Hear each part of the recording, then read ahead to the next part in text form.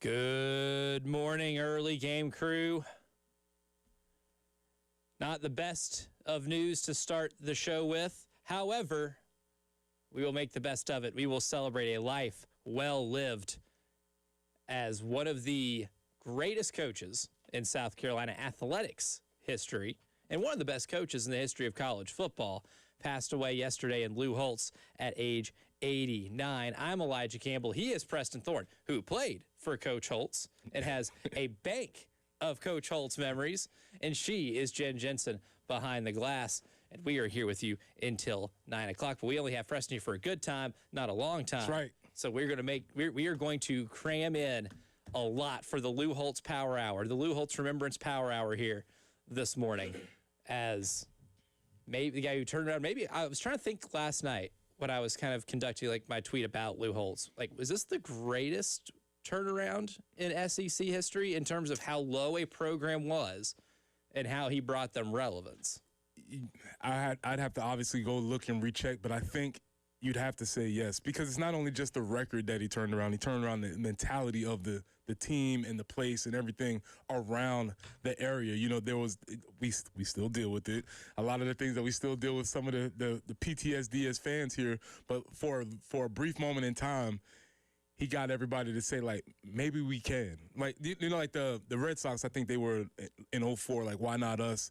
Yep. But that was kind of right before that. That was kind of our motto around here. It's like, why can't we compete? Why aren't we able to play with the big boys? We do deserve to be part of this thing. And I think that was the whole overall ethos of what Coach Holtz brought to the team, to the players, and probably to everybody around the state. And that when you look at it numerically, yes, but I think also just in general, probably, yeah. I remember as a kid, obviously growing up in rural Tennessee, surrounded by Vols fans. I remember my dad talking about South Carolina and talking about Lou Holtz before a game. This had been like in 2002, right? Mm-hmm. And I remember him saying, well, we used to not have to worry about South Carolina, but because of Lou Holtz, we have to worry about them now. There's something to that. And yeah. There's a lot to that. Like, that changed not just the perception of South Carolina here locally, and instilling a little bit of a belief that you can play with the teams in the SEC. Even people outside of our bubble here were looking at South Carolina and saying, oh, the guy who won a national title with Notre Dame, the guy who wins everywhere he goes, is now coaching there. Don't matter how old he is or how long in the tooth he's been, coaching in this sport. You got to take them seriously now because that man has the headset on. Yeah, and that's the thing. He came from Notre Dame, the hallowed halls of college football, to little old us. Like, what does this even mean? And so for me, somebody asked me yesterday, the first time I talked to Coach Holtz was he was offering me a scholarship. And I'm like, what is even happening right now? Because this is a guy that I saw on the sideline with, like, Tim Brown and Rocket Ishmael and all of those types of things, and even, Tony Rice and some of the guys that were from South Carolina.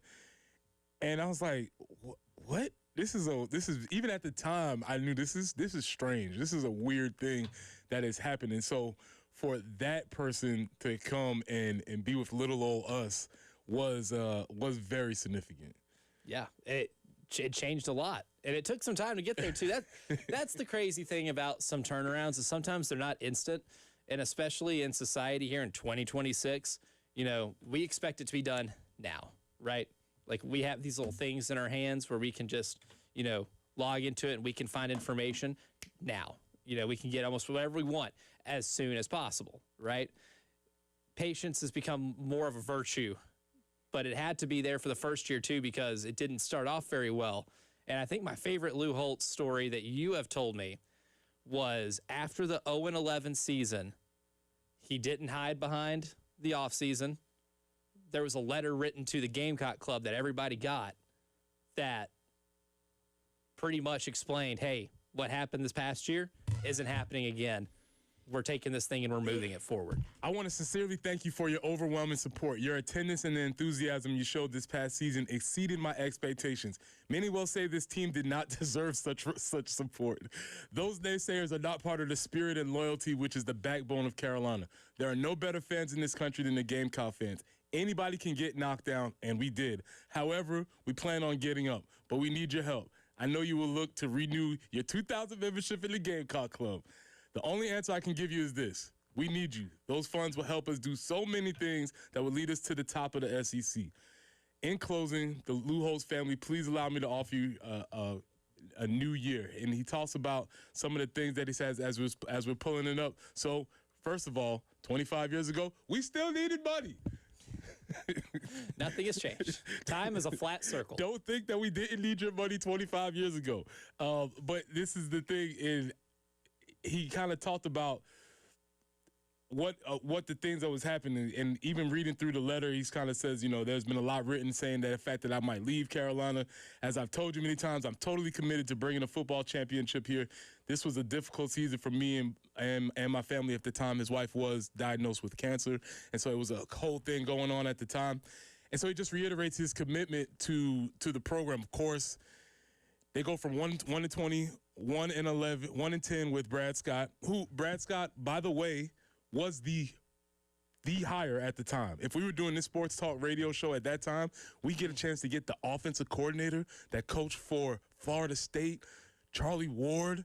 Man, we are going to be. It was a home run. It was a home run hire. Did not work. Bring in Lou Holtz. And my funniest story about that transition is, that we're at practice and coming off the 1-10. Teams in the process of going 0-11, and Lou Holtz just casually says, Brad Scott deserves a trophy this damn big for winning one game with y'all sorry ass.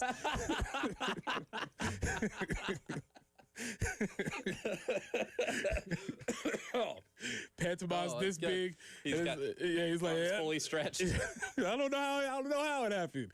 And but the belief was, you put into the idea of what the belief was, and we built it on the foundation. If you listen, you probably see a lot of clips from some of my teammates talking around, and we always built the foundation of trust, care, and commitment.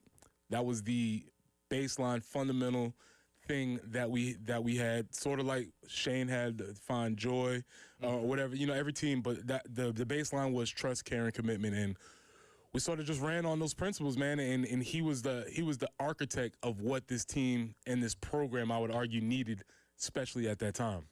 What is amazing for turnarounds like that, and I think the magic that coaches like Lou Holtz possess, is an ability to say things that you might not believe in the moment.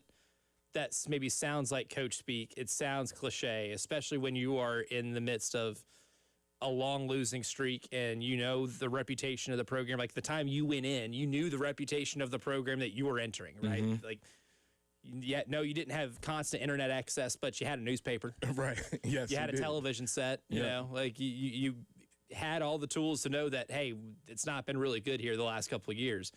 And this guy comes in and installs, this level of belief where he's telling you things that you're listening to, you're probably like, okay, whatever, man. But then you see the results. Mm-hmm. And not only do you see, incremental results, you see an 8-win improvement from the following year, 9-win improvement after that. And not just beating anybody in 2 straight Outback Bowls, Ohio State. Yeah, and at the time, straight. It's a huge, again, little old South Carolina beats one of the college football mammoths of the time. And I guess that was during the 2000 season. I've we talk about Langston a lot, how he has kind of like that Forrest Gump. Well, I mean, I kind of have the same story. My first time wearing South Carolina pads was when we beat New Mexico State to snap the streak of 21-game losing streak. Fans rush the stadium. They're on the field. They're carrying the goalpost to 5 points. All kind of crazy stuff is happening.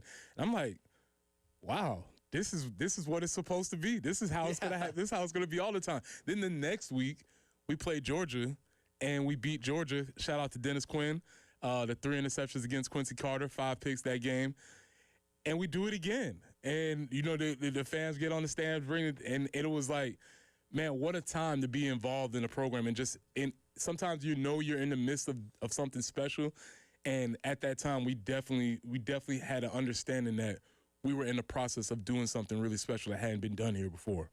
And I believe I'm looking at College Football Reference. And one thing I like about what they do is they keep up with the highest that you were in the AP poll at any given part of the season.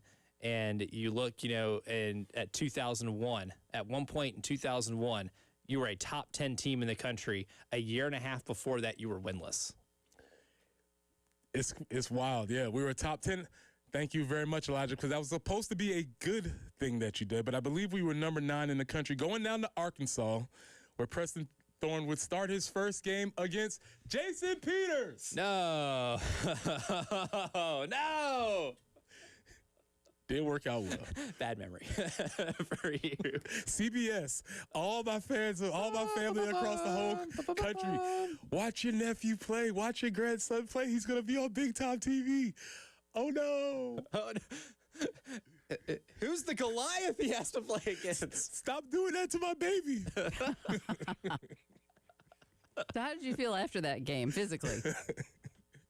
Worse mentally, man, because we really were really close and really could have won that game. I had to go back through the game logs or whatever, but yeah, we were right there on the cusp. But in perspective, to go that far that quickly in a matter of time, where when you think about it, transfer portal is not available, right? So this idea of an instant turnaround can't really happen. It's all through recruiting. Brad Scott had recruited very well. There were players on the team who were already there. Lou Holtz brings in the foundation of fundamentals, toughness, and all the things that we do to win games. And you put it all together, and we're really close to, really making the turn. But, yeah, we were in the conversation by later in that season. Wasn't like we weren't surprised to be there. We weren't surprised to win any games that we did. At what point do you kind of realize throughout the process of like turning this thing around, and you're listening to Coach Holtz, you're hearing the Holtzisms every single day, and you might, as an 18 or 19-year-old, maybe dismiss it. At one point, did you start going, oh, there's a reason this guy has won a national title. There's a reason this guy has won all these games. There's a reason he is here right now. You see it when you win, and that's why that's kind of where I get a lot of things. Well, first of all, if you listen to the show, thank you. But two, I'm just parroting what Lou Holtz told me.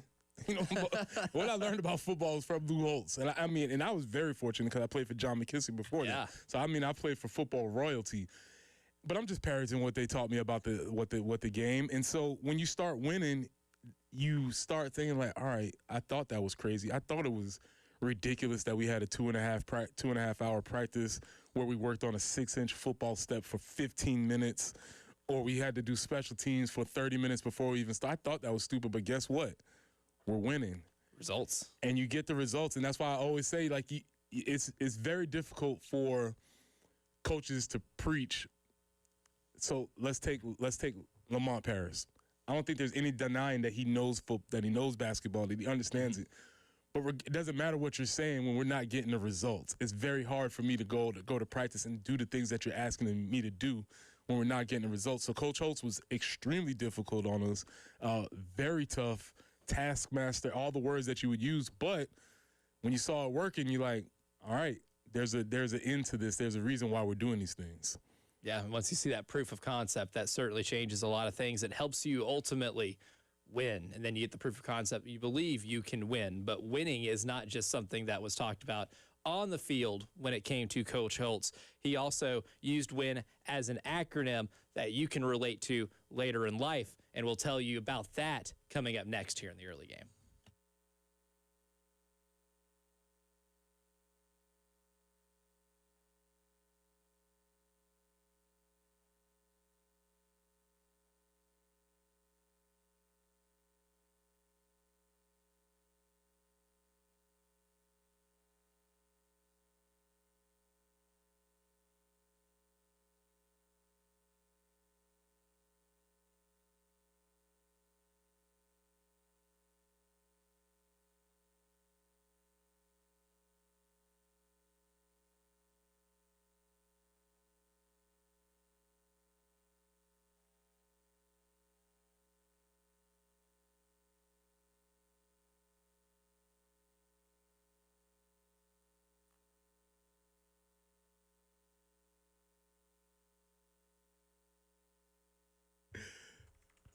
Preston here for our friends at Integrated Media. The spring is here. I have on shorts today. It is getting warm.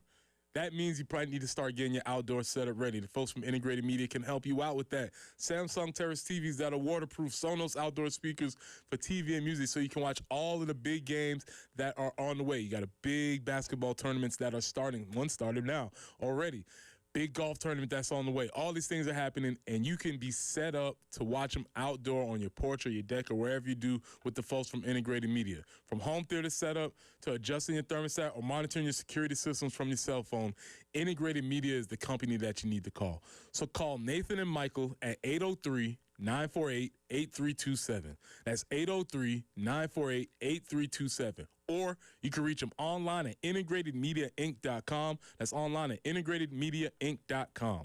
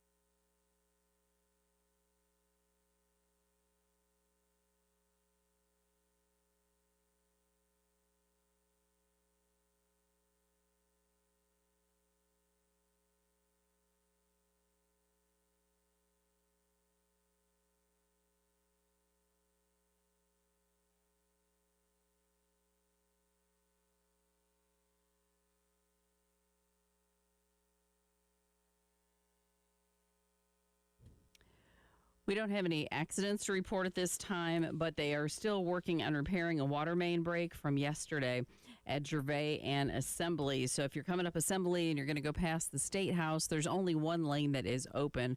So obviously as traffic increases, that's going to continue to back up.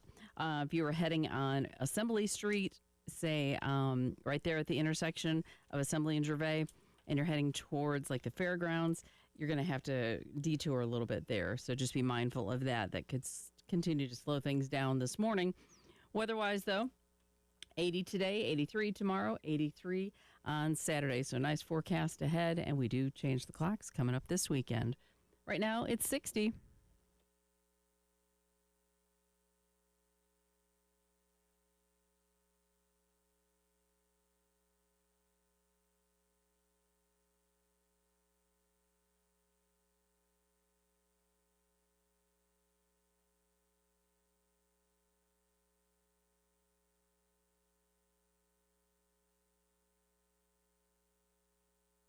We are remembering the great Lou Holtz today here on the early game and will throughout the show.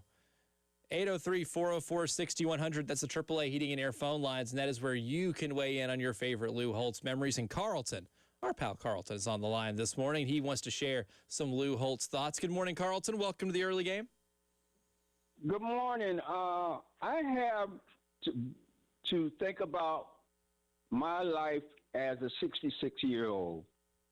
My freshman year, I sat between Coach Rob and my godfather, Coach Jeffries, for breakfast. And the knowledge they imparted me during that time was great. And then when I met Lou Holtz, my senior year at South Carolina State, after I served in the military, I met him at a golf tournament. And I was able to sit down and just talk to him and find out all about his past stuff. So I'm really sad that I'm thankful that I met all three gentlemen in my lifetime. Yeah, absolutely. And that sounds like an incredible experience. Thank you for the call, Carlton. Always welcome to call into the show, my man. And I'm sure you could just, and by sitting with Lou Holtz, the amount of football stories you can get is remarkable. How as much as you learn, not just about football, about life itself, right? I mean, there are a lot of things that Coach Holtz implores on his players that are things that you can use later on in life. And last night, when just perusing through the World Wide Web, looking at, all the Lou Holtz tributes, Preston tweeted out an acronym or a kind of like a list of things, and it was WIN, obviously W-I-N, for those who need assistance with spelling it. It's what's important now. And I saw that and I immediately said this will have to be discussed because this is something that also just transcends what you do on a football field. Yeah, I mean, that was his, again, and this is stuff that he's telling us as we're 18 to 22 at the time, remember. There was an age limit to college sports, right? Oh, yeah. Wait, there was no check your birth certificate? Yeah, these were young men. Unless you're Pops. Yeah, shout out to Pops. Shout out to Pops. Pops is the exception. These are things that he's telling us at the time, which obviously you don't get at the time, but it's like seeds that are planted for you and they blossom later. But the acronym of what's important now was the thing where he would always say is that if you want to win, you ask yourself that question 1,000 times a day. What's important now? What's important now? And it keeps you grounded in what are you supposed to be doing or handling now. It also doesn't allow you to get overwhelmed with everything else that could be going on because at any given moment, everybody has somewhere else that they could be mentally, physically, something that they else can be doing. But the most important thing, Dawn sort of said, it is the most important thing. And you keep that in front of you as much as possible. So he would always kind of say that acronym of what's important now. And we would always kind of go back to that. And the thing about Lou was he wasn't, for all the motivational tactics, game day was not about motivation, right? Game day was, he would give the same speech almost every Saturday. It would be about following the plan, and the plan is infallible. And if we follow the plan, sort of very similar to run the play. Yeah, run the play. If you follow the plan, we can't lose. And the plan would consist of all the things of winning, third downs, red zone, turnovers. But the last one that he would always stress is the last one was togetherness. And they always say we're gonna make sure if we go on the road, we gotta pack two things. We gotta pack three things. We're gonna pack our defense, we're gonna pack our special teams, and we gotta make sure we pack our togetherness. And the idea of that it's us that are gonna have to make this thing go. And you always had that feeling because of the crucible that he put us through. there was not gonna be much that you would face on any given Saturday that you hadn't faced throughout the week. But his motivation was Monday through Thursday. That's when the motivational things were really, really happening. By the time Saturday came along, he never had, it wasn't a big win one for the Gipper type of speech on pregame. It was essentially follow the plan. The plan is infallible. We've already put in the work. Let's go out and execute. Does that give you like a sense as a player that, we are really prepared to win this thing? Like, there's probably some games where you maybe not, like if you're playing somebody who's really, really good, right? And, of course, in the Southeastern Conference, you did that pretty frequently. But I was just listening to, you describe Lou Holtz game weeks here since I've joined this program in July of last year. Mm-hmm. And, like, a common theme that I've kind of, I've Knoxville concluded to is by the time you do get into that locker room, that's on Saturdays. That's usually when the competitive juices are flowing the highest. It's usually where the anticipation and the anxiety or eagerness is at its highest.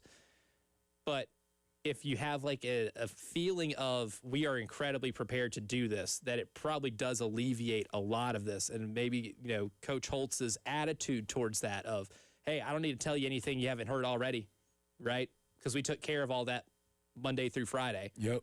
That probably helped you guys out a lot, especially with a couple of road games and certain environments that you would have to play in. I mean, he would say this phrase several times throughout my career. He wouldn't say it all the time, which was kind of interesting. When does he pick and choose his spots? But he would be like, this game plan is going in the Hall of Fame. And you kind of be like, what are you talking about? He'd be like, this game plan is going to the Hall of Fame. And he'd say that on like Tuesday. Because on Monday, he would have said, I think they're 10 points better than us. I love that bit. I love the bit. It's just, man, I'm just going to be honest. I've been watching a lot of film. They're about 10 points better than us. We got a lot of work to do, and then you go through and show all the different things that you had that we worked on from last week, all the problems, and it's like, they're about 10 points better than us, but that doesn't mean we can't work to get better. And like, again, by the time I'm a junior, I'm like, all right, I got this. Yeah, you figured out how he rolls. I know what's going on here, but no matter how much, it's kind of like it's kind of like Christmas. No matter how much you still get in the spirit. You're like, oh man, I'm here. It doesn't sneak up on anybody. Christmas comes the same day every single year, right? Like you have fun. You have 364 days to prepare for it. Yeah, you're like, oh man, I'm here. And so he would sort of lay that thing out. One of my favorite ones, and you might can really dig this, is we're playing another really good team in the SEC. One of the teams that wears orange, the burnt orange. And they're really good, and we're getting ready to face them. And he busts in the room on the team meeting wearing a Tennessee helmet. wearing only a Tennessee. Not only, he had the rest of his clothes on. That'd be crazy. Different imagery. But he's wearing a Tennessee helmet, and he's like, "Are you scared of me? Is this what you're nervous about? You scared of this helmet?" That's all you're going to see out there is just going to see a bunch of bobbleheads wearing this helmet. There's nothing to be scared of. And then he goes into, I don't care how many people are in the stands. There could be 112,000. It doesn't matter. We'll play him in a parking lot. We'll play him in a sand lot. It doesn't matter because it's only going to be the men in this room. And you're like, yeah, that's right. I'm not scared of that helmet. I'm not scared of that helmet. Why would I be scared of that helmet? And so all of those types of things were built. But throughout the week, it was always the constant building of the game plan. And then he would build confidence in the coaches. Like, your coaches are working hard. They're putting you in the best position that we can be. All I need for you to do is go out there and do what we ask you to do. And we can be a good team. Yeah. That's why I love hearing you talk about by the time, at the beginning of the week, this is the best team you're ever going to face. Mm-hmm.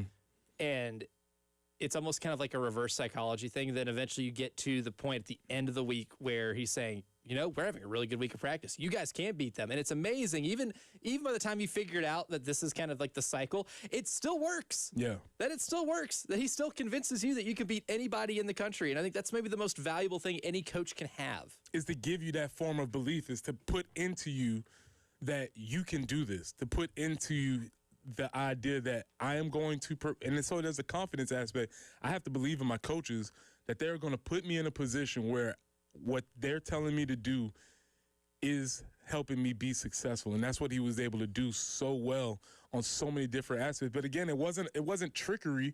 It was just very much doing the things that we ask you to do. If you don't need to go above or beyond.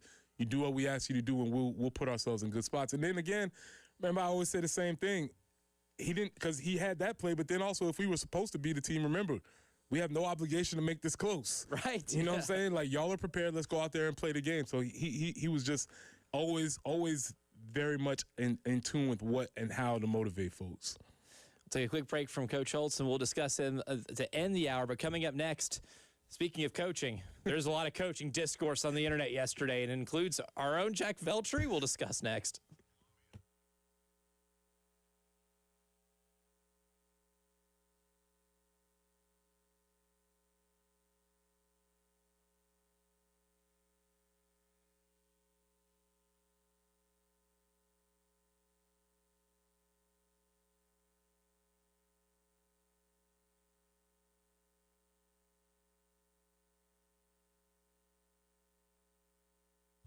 Preston here for Cato's Power Equipment. Cato's Power Equipment has been family-owned and serving the Midlands since 1983. That's over 40 years. And third-generation owner Ben Cato provides top-notch service, great deals, and the mom-and-pop values that you love. And Ben is determined to raise the standards of sales, service, and retail. At Cato's, they are proud to offer a wide selection of new and pre-owned mowers, tractors, and more. So if you're ready to invest in something new, the friendly team is there to make the process easy, help you choose the right equipment, find financing options, and keep your gear running strong with expert service and parts. Whether you're a weekend warrior or a seasoned landscaping pro, Cato's has you covered with a huge selection of new and pre-owned mowers, tractors, and all the gear that you need to tackle any project. So swing by Cato's Power Equipment today or call them at 803-254-3711. That's Cato's Power Equipment at 803-254-3711.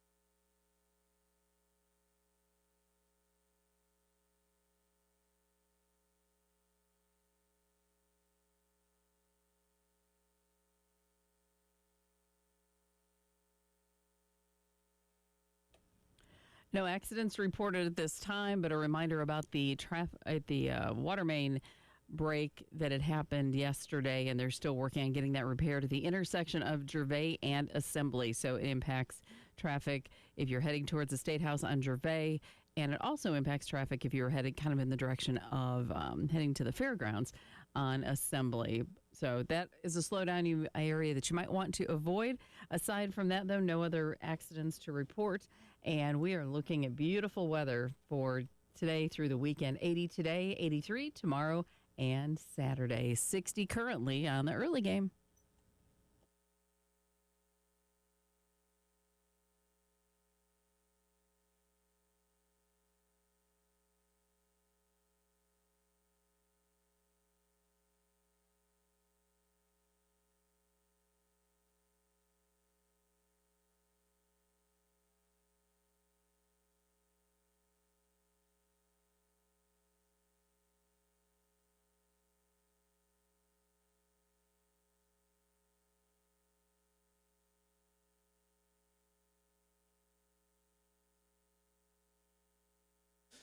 Oh, yesterday was a day for our boy Jack Veltri. I don't think he planned that. You think when my man Jack Veltri, our guy, woke up yesterday morning and he was like, I'm going to go to spring practice and I'm going to take some cool videos. I'm going to tweet out some really cool info. I'm going to go to the press conferences. I'm going to do all this, that he would end up having a tweet that got almost 990,000 views and created some of the most toxic offensive line discourse on the internet. Because, and again, I love when I am right, because it was just last week. Remember, I was like, there's a whole section of internet offensive line dudes that if they get really deep and you may not, I remember I just said line this. play sickos. I just said this, and I was like, hey, man, and somehow Jack's tweet got caught up in that current, and man, firestorm. See, and that's the wild thing about, those who have played football, those who haven't. I watched it. I didn't think much of it, right? Mm-hmm. I'm like, okay, Coach Clem's got the boys doing some individual work. This is what the spring's for. And then I saw a lot of the quote tweets and people ripping it, and I'm like, I didn't know that was that big of a deal. Sorry. So if you don't live on the internet, congratulations. Stay away. You live a wholesome life. Congratulations. But if you do, and if you don't, not sure what happened, Coach Clem had the offensive lineman working a drill pre-practice, which is important to note because they don't get access to actual practice. So it's a pre-practice, essentially a warm-up drill. And when you watch the drill without any context, it does look kind of stupid. It doesn't look as if anything is actually happening. And so what happens is the offensive line gurus jump on this clip and immediately start critiquing this clip. This is why offensive line play has – they go David Pollack, David Pollack. They put the David Pollack hat on. Yeah, this is why offensive development hasn't happened anymore. What happened to offensive line play? Well, my coach used to do drills like this. What are we doing? This is the downfall of offensive line. And then other guys jump in. Well, you don't know Coach Clem. Coach Clem is a veteran coach. And then a surprise – somebody from the staff films the next drill and puts it back into the internet, into the discourse, and says, well, this is what the drill was actually doing. So we had all these different sides going back and forth. And if you thought that the internet couldn't happen to you, it happened to Jack. It happened to Jack, yeah. I imagine because look. Innocent bystander. If I just get 60 likes, I'm like, God, stop. I'm tired of my phone. If you ever get a tweet that ends up getting a lot of likes and attention or whatever, it feels like you're getting a notification all the time, and it's like, I don't know how people do this. I don't know what happened. I mean, I'm not gonna get a chance to see him today, but I wonder, because I know Jack did not post that thinking like, oh, I'm gonna set O-line internet on fire today, but he did. Mike Golick Jr. tweeted about it. Jeff Schwartz tweeted about it. Anybody you can name who has anything to do with offensive line.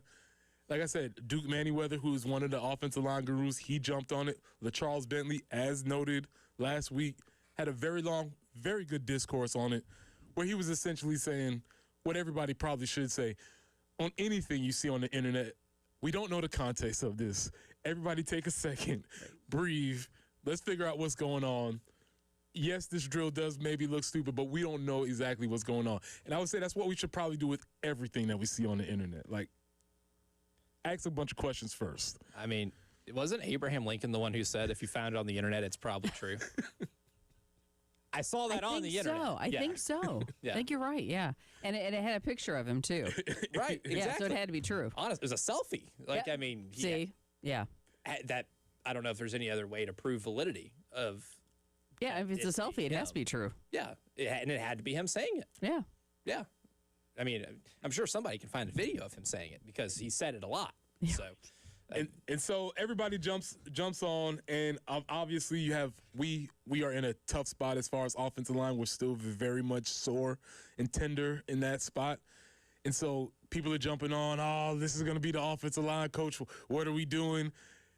You have other folks jumping on, saying whatever. And so it was just a perfect combination. If you wanted to see the internet in action, we had it come right to our doorstep yesterday with an offensive line drill from day one of spring practice, first period of spring practice.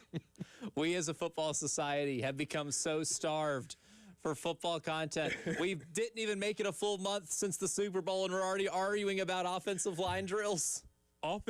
No contact offensive line drills. You know what I'm saying? So, again, if you want to get a balanced perspective on this, LaCharles Bentley at 64 AMDG. If you're interested in learning about offensive line, he's one of the, and all of these dudes have different perspectives. That's why I said, like, you can get very deep into this. But the other point that I wanted to bring into this is this. It's sort of brought on yourself with our programs because they don't allow access to the teams. And so all we get is we're starved for attention. And because we're starved, we're forced to make things up. Like if this was just, if access was available, you could easily see how the transitions were happening, how this drill leads to that drill, and how practice would progress. But we don't get involved in that. So we're left with a little bit of a snippet to make a judgment about how the rest of the season is going to be. What I do really appreciate, though, is if you go to Coach Clem's Twitter account, he did tweet out a video of them using that in practice before and how it was applied in a game, right? And I appreciate that, right? Like that, if you had any doubts as to whether or not it was an effective drill, he helped you out by saying this is how you use it. And it's by being able to shift, from one block to, to another. And once you see it applied on a football field, then you're like, okay, I get it now. And I've never played offensive line, so I couldn't tell you if it works or not. And I think that's very helpful when they do something like that. So, because again, we feel like maybe we don't get as much transparency. And obviously we don't need to know how the cake is baked because that's, some of that's proprietary. But on certain things like this, I think that's very good. Just share a little bit with us. Yeah, and I like to learn, so I appreciate Coach Clem helping us learn a little bit. Learning is fun. We got about a minute here before we have to get out, but we only get to Rocky on the AAA Heating and Air phone lines. Good morning, Rocky. Welcome to the early game. Good morning, guys, and I'll be quick. I never met Coach Holtz, and I didn't play football, but I loved so many things he would say about not only the sports side of it, but the life side of it. And Preston, what prompted my call, you said something about what was important was Monday through Thursday, and that reminded me of a coach that I had that, he said, I want my practices to be hard. They're going to be hard. They're not going to be what you want. I want practices to be hard so game day can be fun. Mm-hmm. That's when you get to put the uni on. That's when you get to play in front of the crowd, and that's supposed to be the fun time. But it's not going to be fun unless you do the grunt work and the hard part, which is practice. Mm-hmm. So that just kind of reminded me of that, and I'm sure Coach Holtz was just like that because you said that. Absolutely. Anyway, appreciate it. Yeah, appreciate it, Rocky. Yeah, thank you for the call, Rocky. As always, my man, and of course, I love getting to hear Preston share these Lou Holtz stories and kind of reminisce about the man and the coach he was. But did you guys know that Lou Holtz was also elite in another profession? Lou Holtz was a great magician, and we'll tell you what we're talking about coming up next.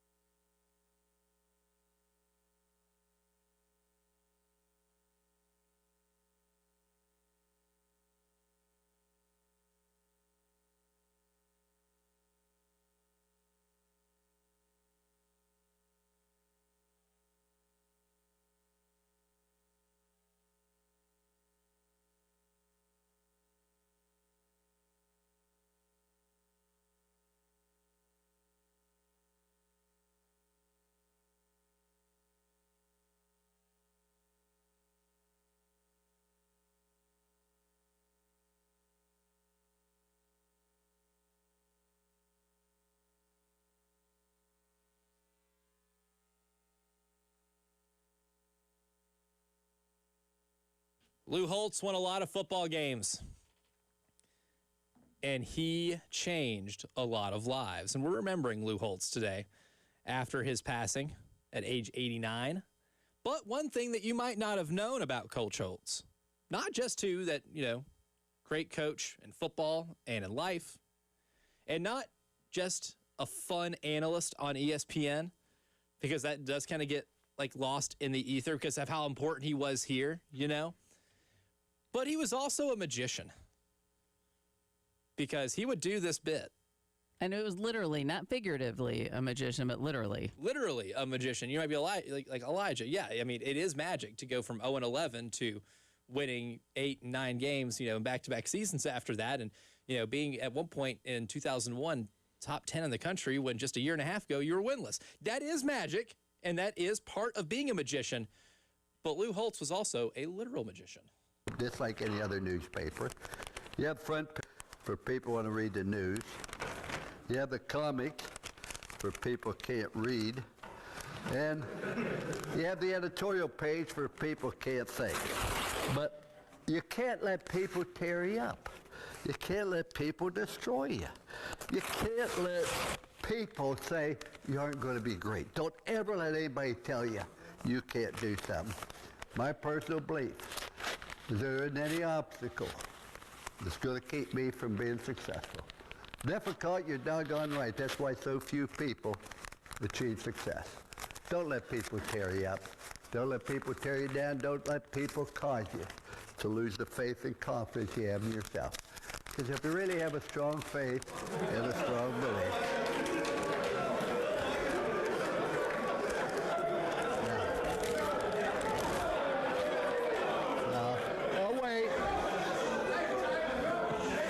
Somebody said, how'd I do that? Perfectly, I thought. But in that. The sound you heard were the ripping sounds of Lou Holtz taking a newspaper and, tearing it up in front of a room full of guys. And then while he's going through that entire bit, it's all back together. And it's an incredible message throughout that whole thing. But Preston Thorne, there's one way that it would not have worked on me. You know why? I would have forgotten everything he said. I would have forgotten every syllable, every part of that message that he said in that, which is all incredibly valuable, because I would have been so mind blown, just like every single player in that room, that he somehow got that newspaper back together. I played for him for 5 years. I've seen that trick maybe 10 times, and I can't crack it. I know. I just can't crack it, man. I've seen it up close. I've been in the front row when he's done it. Oh. I've seen it. I cannot crack it. I've made it my life's work to first learn how to do this trick. I'm going to learn how to do that trick in honor of Coach. But I cannot crack how he does it. There is whatever, but just, and my favorite part about that clip is the nervous laughter. That if you ever seen magic in front of you, it's kind of like, I don't like what you just did. My reality has been being moved here. So that is a thing that he would pull that one out, and I have not cracked it yet. Jen, you were watching it. Do you have any inkling as to how he could have done that? No. I mean, because again, and like I was talking to you off the air, I'm all worried about the ink that comes off of the paper and how you're going to mess up your shirt and all that. So it's well, he couldn't have pulled it out from anywhere, because you would have seen, ink up his shirt and speechless. I have no idea how he does it. Mind blown. He had such a good sleight of hand, I guess. So you said that's required of a magician? It's everything combined to get the trick to work. But like I said, I've seen it several times. I cannot crack it. I want to leave with a couple of Lou Holtz isms. Yes. One of his famous ones, as we were going out to practice, I don't know, say it's a Tuesday, August, Columbia, 115 degrees that is, he would say, don't work me hard today, Coach. I don't want to be great. I want to wallow in mediocrity.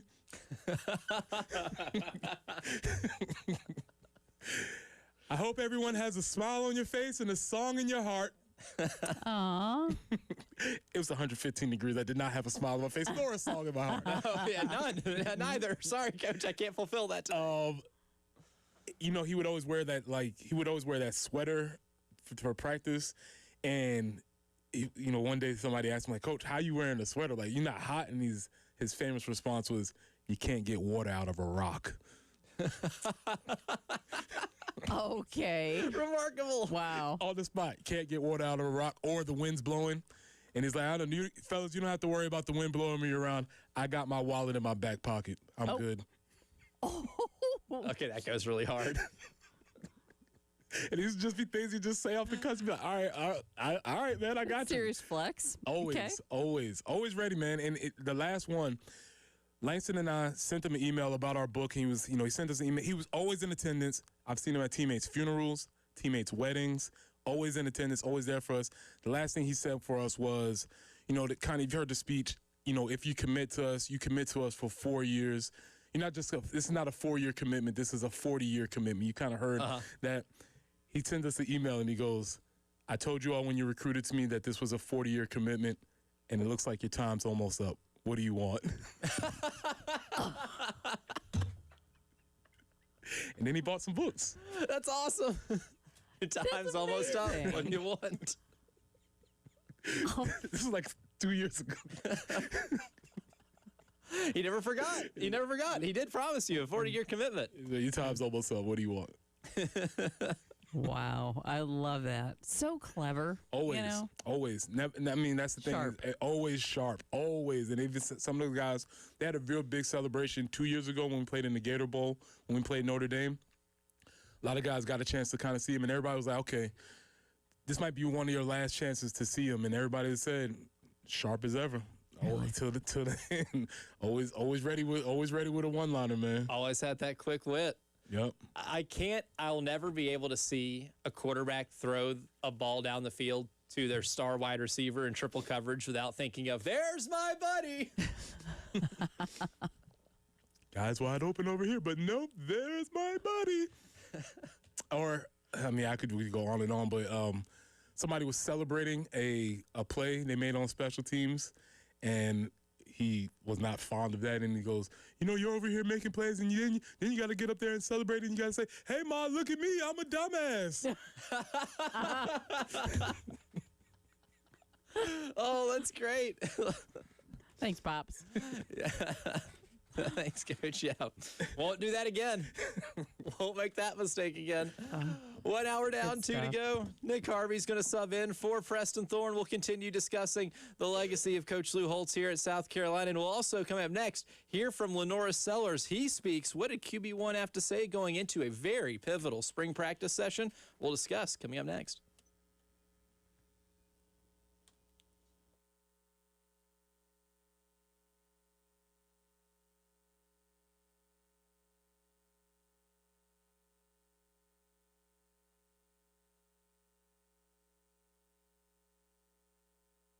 Pressing for our friends at Absolute Glass, the premier glass company of the Midlands, offering auto, home, and business glass repair. So if your glass is damaged, shattered, cracked, or broken, they can handle the job. If it's a cracked windshield, that's no problem. They'll come out to your location and they'll replace it for you, usually for free, and they'll work directly with the insurance to take away the headache. That's right. They'll come out to wherever you are. School, home, work, it does not matter. Absolute Glass will come out to you and take care of the job for you. Now, if you're at home, you're looking to increase the value of your home, Absolute Glass can take care of that for you too. Windows, mirrors, shower enclosures. If you can see through it, Ray and Marianne at Absolute Glass can do it. So check them out online at AbsoluteGlassInc.com. That's online at AbsoluteGlassInc.com.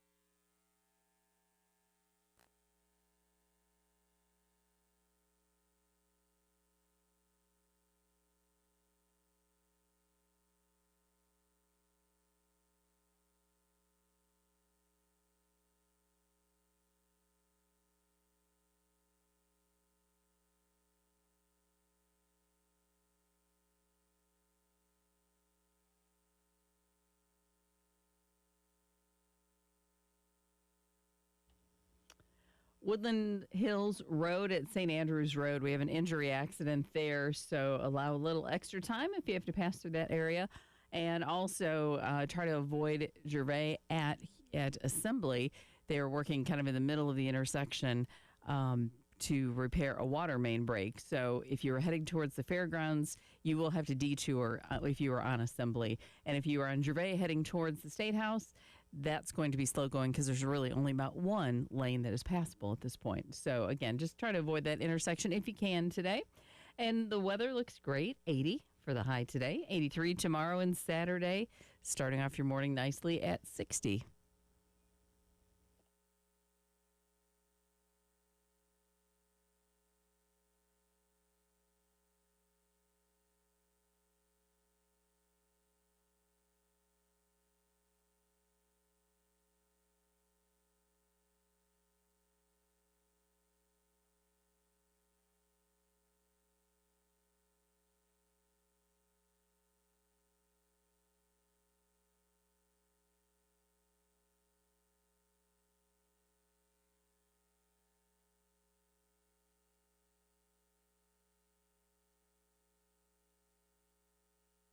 Hour number 2 of the early game starts right now. I'm Elijah Campbell. He is Nick Harvey, subbing in for Preston Thorne, and of course, Jen Jensen behind the glass. And not just Jen Jensen. That is, if I'm not mistaken, if I'm reading this correctly, first place Jen Jensen in the Corley Pool Solutions Checkered Flag Challenge. I believe you are correct. I mean, that's new territory for me, I can promise you. That's right. Early in the season, but Jen's taking care of business. Well, you were in the lead last week. I'm in the lead this week, so we're both getting a taste of victory, and maybe it's going to motivate us. And I think we'll use some of Coach Holtz's, what's important now. What's important now is finding the right driver to pick. That is the most important thing right now. Because I was in first, and now I'm sitting here in almost like just 1 point above Preston for last. It's just like NASCAR. You hit a wall on a turn, you can go from first to the bottom of the pack. First to worst, real quick. Pretty quick. It's amazing how that can happen. But we have a safer barrier that protects the cars. So we have a safer barrier here with our point system, and we do have a long season. So that's our safer barrier. This thing is a marathon, not a sprint. Completely. Yeah. We'll be doing this until mid-November. Man, pretty close. Yeah. Yep. So lots of good times ahead. Whole lot of laps to go in that one. A whole lot of laps to go, hypothetically speaking, theoretically speaking, when it comes to the football team, because the first spring practice was yesterday. You have about 14 more of these bad boys, and then you have a long summer, and then you get into fall camp, and then we'll be discussing this team, ad nauseum from now until SEC Media Days, until we actually end up putting toe to leather to start the season.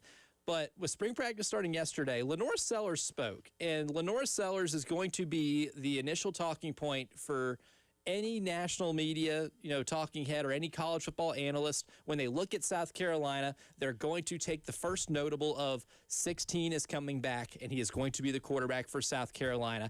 Can they turn it around from last year? And you saw a different Lenore Sellers, because there were a lot of Lenore's Run for Your Life games, and then there were also some games where he missed some throws, didn't necessarily look like himself, never really got in the same rhythm he did in the last 6 weeks of 2024 that made him one of the most watched and attractive quarterbacks on a football field in college football. So what's different this year? Obviously, the offensive line is going to be new look, but there's also a new offensive coordinator, and clearly the offensive coordinator didn't work well enough last year to justify keeping Mike Shula throughout the season. Now you have Kendall Briles coming in. But what is Lenoris and Kendall talked about? What is the message that he's gotten from Kendall Briles about his year last year? Here's what Lenoris had to say. It's just what he's always known. So he pretty much brought his own system. He did different stuff. He's at a different school with different personnel and all that. So it's a mixture of everything. But he was more of just take last year, learn from it. We're not really going to dwell on it. We're just going to try to get better and move forward. Pretty straightforward. I know. Pretty straightforward there for Lenoris and for Kendall to him. Say, hey, look, last year's last year. And there's plenty of ways that Kendall can go about this too, right? Mm-hmm. I think maybe the best course of action probably is to say, hey, look, last year's behind us. This is a new offensive system. We can only get better from here. It's true, yeah. And well, I mean, Lenore Sellers, a man of few words, right? So he's going to tell you whatever you asked him as quickly as he can. He'll answer it. Yep. But I agree. I mean, I think it is, you have to acknowledge it. It wasn't what you wanted. It wasn't what you thought it was going to be. It didn't go well. But don't dwell on it. Don't have that, like, festering in your mind that it wasn't a good season, that you didn't do what everybody thought you were going to do. Like, you can't live with the mindset that I didn't rise to the expectation and did not do what I needed or what my team needed me to do to put together a good year. You're one person. You have a whole team of guys around you. It's not just you. And it's not always necessarily fully on the execution standpoint. Sometimes it genuinely is the play calling, and you acknowledge it, but you move on from it because now you got somebody else in charge, somebody who's calling the shots, somebody who knows what they're doing. You just got to trust them and know that you can build off of what did not go well last season. Most importantly, a guy who's calling the shots who has had success in college football this decade. And I guess if you're looking at the Mike Shula, elevation to offensive coordinator in hindsight, you could say, oh, well, it's been a long time since he's called plays in college.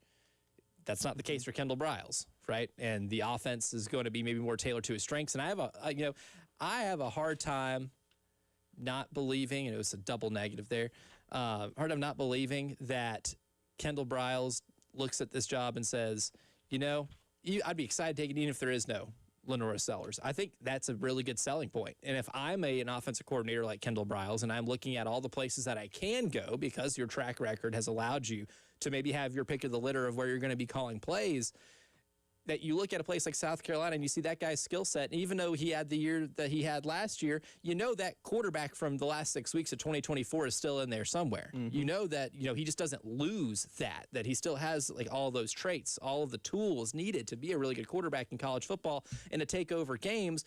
If I'm Kendall Briles, I don't look at this job opening and say, oh, well, this happened last year, so why would I go try to turn this thing around? That's a very attractive option for somebody like Kendall Briles, who has used quarterbacks of Lenore Sellers' ilk and gotten really good results from it. Well, and not only a guy who's done it in the past with quarterbacks of the same or similar build, but also a guy who's probably looking for a head coaching opportunity, somebody who wants to step up in the ranks. And now you got the chance to coach another great SEC quarterback. And if you build success out of Lenore Sellers, turn him into a top NFL prospect coming up in the season, eventually with sustained success, I think his resume speaks for itself. He did some pretty good things at Arkansas. Yeah. I'm sure Kendall Briles' end goal is not to just be the offensive coordinator at South Carolina. I'm sure he wants to take the next step and, maybe follow a little bit in Dad's footsteps and get a head coaching role somewhere. So certainly, I do think that this isn't like just a role where he said, oh, I'm going to get handed to one of the best players in college football, and let me see what I can do with him. But it is true, though. Like, he got a new, in a sense, you got a new, thing to play with. You got a new top talent to run an offense however you want him to. The cool thing, and I think, I can't remember where I saw this, but he said, no matter what you're doing, just do it fast. If you're passing the ball, if you're running like that, then you'd love to hear that from an offensive coach because that's all that matters. The execution will get you as far as you want to go, but as long as you're doing it at 110 miles an hour, you're bound to be successful. But one thing I did laugh about yesterday, I saw Jordan Kay posted that all the quarterbacks had GoPro mounts on their helmets. Yes. And he said, I don't think this is something that we saw last year. And the first comment under it said something about last year we were living in the Stone Age with the way that we were running an offense, and so no, of course they didn't have GoPro mounts. The comments are always going to tee off. That first is where one folks are going to tee off. Shots fired. But no, I do like that because a lot of coaches do that. A lot of college football teams do that now, where they get the quarterbacks with a GoPro mount. You watch them make the decision in real time, and you give a whole new, different perspective on where they're looking to some degree when they're reading a defensive coverage. And one thing about Lenore Sellers that's different than a lot of other college quarterbacks is you see a lot of transfer portal guys that are big names go somewhere and they don't have maybe the same pull in the building. Now they're going to pay it a lot of money and they're going to be big assets, but maybe they don't have the same pull when it comes to roster construction. Lenora Sellers here is now going to be his 3rd year as a starter in the Southeastern Conference. Does he have any type of pull when it comes to bringing guys in the portal over this past cycle? This will be cut 6, Jen. This is Lenora's talking about the input that he was able to give whenever it came to bringing other receivers in.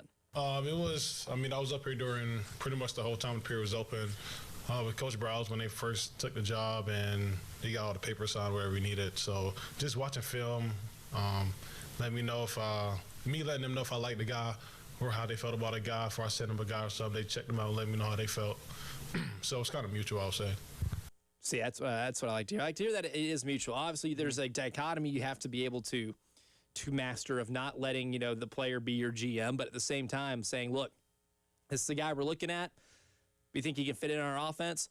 What do you think? Do you like the skill set? Is this, are these routes that he's running here something you feel comfortable with? Do you think he's going to be able to get himself open? Like at the end of the day, Lenora Sellers is the one that's going to be throwing them the football, right? Or if it's an offensive line that they're talking about, like this is a guy that you're going to have to trust to protect you, right? There is an element of, I say it's worthy of getting the cosign of your quarterback to go after and pursue some of these players. Right. But again, to go back to your original point, I completely agree. Like, it's so big that it's mutual, and it's not like you're just hearing him say, like, oh, yeah, I said, like, yeah, I've seen this guy play before. He's really good, so they went after him. Like, he doesn't have that kind of pull. Right. And that's a good thing, because at the end of the day, he's still a young college student who happens to be incredibly talented, but he's not a guy who's necessarily watching a bunch of film on guys who are in the transfer portal that he's scouting himself. Like, South Carolina has a full department of people who is scouting these players and going to coaches and saying, hey, I think this is a good dude. This is somebody that we could get and benefit off of greatly. And then you go talk, once the coaches make their decisions, then they say, hey, by the way, we've been looking at this guy. What do you think? And he says, oh, I could use him for this. Like, I think this would be really cool if we could get him because this would work in this scheme or something like that. It's a way where, like, you want him to feel involved because at the end of the day, he is leading the offense on the field. Certainly. But at the same time, like, just get his input and then say, all right, well, if he likes him, we like him, let's go make this happen. And then you go after somebody.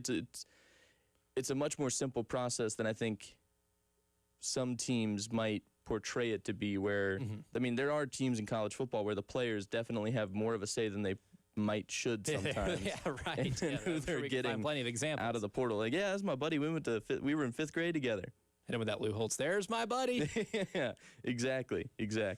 But there's a respect thing and a trust thing that I really kind of appreciate with that too. One of my favorite Mike Leach stories was always, he would tell his quarterbacks, when he gave them kind of carte blanche to be able to do whatever at the line of scrimmage when it comes to audibles or making adjustments, shifting protections, he always gave them, all the freedom that they could ever want to be able to make those changes, because he says, look, you have a better view of it than I do. You're the one standing behind the offensive line looking at the defense at the line of scrimmage. You're the one who's staring this defense down. You have a better view of it than I do. Why should I be trying to change the play from the sideline when you have the best view of it? And if I can trust you to make that change, then why wouldn't you, utilize that? And sometimes that's the best way to learn too. I think one thing that's really valuable here is that Lenoris has the football calluses right now, through good times and bad times, to know what he wants in a receiver and doesn't want. And while he may not have the final say in it, I think that is pretty valuable to be able to trust your quarterback to be able to help identify those players. And in turn, that player will trust you a little bit more when it comes to making the final decisions. Well, it's also why it's so important, too, just to shift a little bit to the big guys up front, but to have a smart center. Like, the center is probably one of the smartest guys on the field in most cases. And if that communication's not there between the quarterback and center when they're going up to the line of scrimmage and they're not identifying any sort of stunts, blitzes, whatever it is, like, if the center's not picking it up and then he's not communicating to the quarterback and Lenoris is trying to make a bunch of different reads on coverage, like, that's where the pitfalls happen. And we saw it a lot last year where center didn't pick something up. They go into their pass coverage and somebody's untouched coming straight at 16. It caused a lot of issues. That's the other big thing is, yes, you have to trust and respect your quarterback to recognize and see those things up front, but he has to have a good center who can communicate to him, so that way all these things happening right there in the box are identified and being worked out, while he's got a chance to look at the defensive coverage and make any changes that he's going to make for his receivers. And again, the same thing goes with the run scheme. Center communicates first, then the quarterback's making a decision on whether or not he's going to send him over here to the left on an inside zone play, or if he's sticking with the right side of the zone, right? It's simple things like that, where if the communication's not effective, you don't trust the people in charge, and they don't trust each other, it's going to be a huge problem. That's why this whole circle of trust is really important, not just the circle of trust from the Meet the Parents series. Also important, right? Like, if you're in the circle of trust, you have a vital role here in the operation. But coming up next, it's the early game morning meeting, and with the SEC Women's Tournament tipping off in Greenville yesterday, there have been some accolades given out, and spoiler alert, South Carolina had a record amount of them. And I'll tell you what that record is and how significant it is historically, coming up next.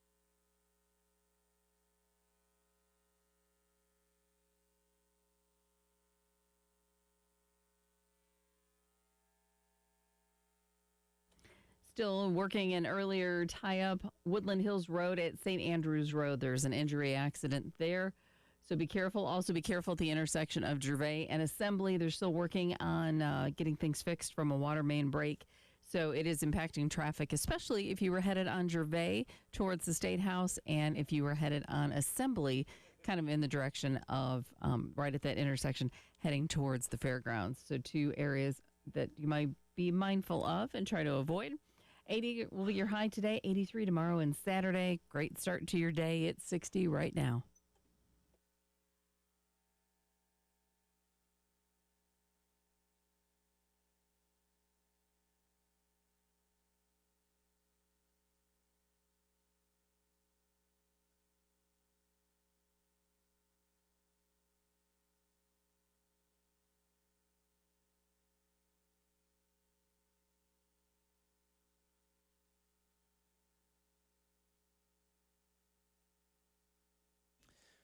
Oh, man, we have a fun morning meeting planned between offensive line drill discourse and, of course, all of the accolades that Don Staley's team has racked up here in the postseason awards for the SEC. So without further ado, we will go ahead and get this morning meeting started.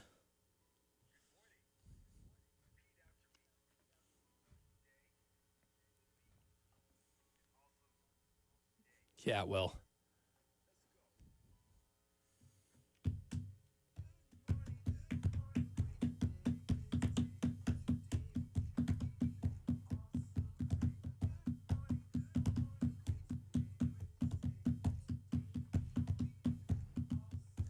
It will. And before we get into the awesome news of the awards that South Carolina got when it comes to the SEC women's basketball postseason honors, since I've got former offensive lineman here, Nick Harvey, who has partaken in many offensive line drills, an offensive line savant himself, when you saw Jack Veltry's tweet of the video of the drill that Coach Clem had the boys running yesterday, did you initially think that it was, A, going to just catch fire on the internet like it did, and B, do you see the value in it? A, no. That was silly. It looked like a drill where, and it was, because Clem posted it on Twitter, what the results of it, it's a zone blocking scheme drill. You're taking your first steps and then climbing to the second level. What's next? Mm-hmm.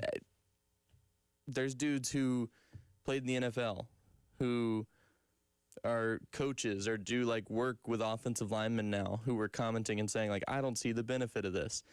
And I don't agree with them, other than one of the takes that I saw had some validity to it, and it was that the chutes that they're using to do those drills, a lot of those guys are so big and those chutes are only so tall that when they're going through them, some of them you'll notice if you go back and watch the video, head's coming down a little bit, which isn't necessarily a good habit to form, because then you're ducking and you're not paying attention. Your eyes aren't up the entire time. Now, granted, at the same time, people will see the slightest downshift of a lineman's head and go, he's not looking up. He doesn't see what he's blocking. It's not true. Those guys, you have more vision through a helmet than you think you do. Right. Like, I mean, I can look down and still see up. Yeah. That doesn't completely block. Yeah. Not the craziest concept in the world. No, I didn't think it was. I didn't think it was going to blow up at all. And here we are. What, 750,000 views later, if not more than that now? 990. Oh, at this point. Okay. Well, I know Jack wasn't expecting it. I can't. No. I really hope he's Jack. coming in this morning for the extra point, because I would thoroughly enjoy getting to talk to him before they go on air about that. But no, the second part, I do think there's value to it, genuinely, because zone blocking is, for most offensive linemen, like, it's a pretty early concept that you're taught, but you get taught, like, this is your zone, this is where you block. Mm-hmm. And then the later and more you progress, then you're talking about the second level. But so many guys, and I can tell you right now, I was a victim of this when I was playing in high school. You get conformed to, like, my first couple steps are wide, and then you start chasing somebody at the second level, or you're trying to get back to somebody and your feet get narrow quick. And that causes nothing but bad to happen when your feet get narrow. And so I think there is benefit to what he's trying to do. And not to mention, like, I mean, let's be real. The guy has been in college football coaching the offensive line for a long time. With a lot of very successful running games. Right. He's had offensive line units that have ranked in the top 20 multiple years. For me, if I'm a South Carolina fan, I'm sitting there going, okay, all right, this guy's got a proven track record. Like, I don't know anything about coaching the offensive line, so I'm not going to give my input. Right. That's what I would think most people would do. Be the change you want. And that was not true. No. Because so many people who you see the profile picture and they're probably $150 soaking wet. And they're like, well, why are they doing this? No, get out of here, dude. You don't. Because, like, I wasn't the best offensive lineman in the world. Trust me, I'm 5'10". Let's start there. That's not a good thing for an offensive lineman. Behind the 8 ball. Yeah, absolutely, yeah. Short king. However, they also have, I've heard it said before, sometimes some of the better coaches are guys who necessarily weren't the greatest players in the world. And I think that when I spent time as a student coaching assistant, I learned a lot from the coaches that I worked with, to the point where when I was helping coach my high school, or I was helping volunteer at other schools around the area, like, I was able to translate a lot of the explanations of what I was taught, but also in a way that not necessarily guys who you're expecting to understand at the college level understand it, but translating it to younger groups of guys. So middle schoolers, high schoolers, like, you have to be able to translate those things. And I'm sure all the couch coaches who were tweeting about this yesterday would be able to explain a perfect zone blocking scheme and what happens in every single scenario depending on the defensive front that you see. I would love to see that happen. Now, when it comes to what's happening in Greenville, clearly South Carolina the favorite to win this thing, or should be, I think should be the favorite to win this thing. And one reason that can give you a good explanation as to why they should win this thing, outside of just the record, the dominance, is that they tied a record for most all-SEC selections in a year. And anytime you put yourself in a group of Pat Summitt coach teams, then you know you have reached kind of like a basketball royalty thing. Their 5 all-SEC selections ties 2000, 2001 Tennessee Lady Vols the most all-time on a single season list.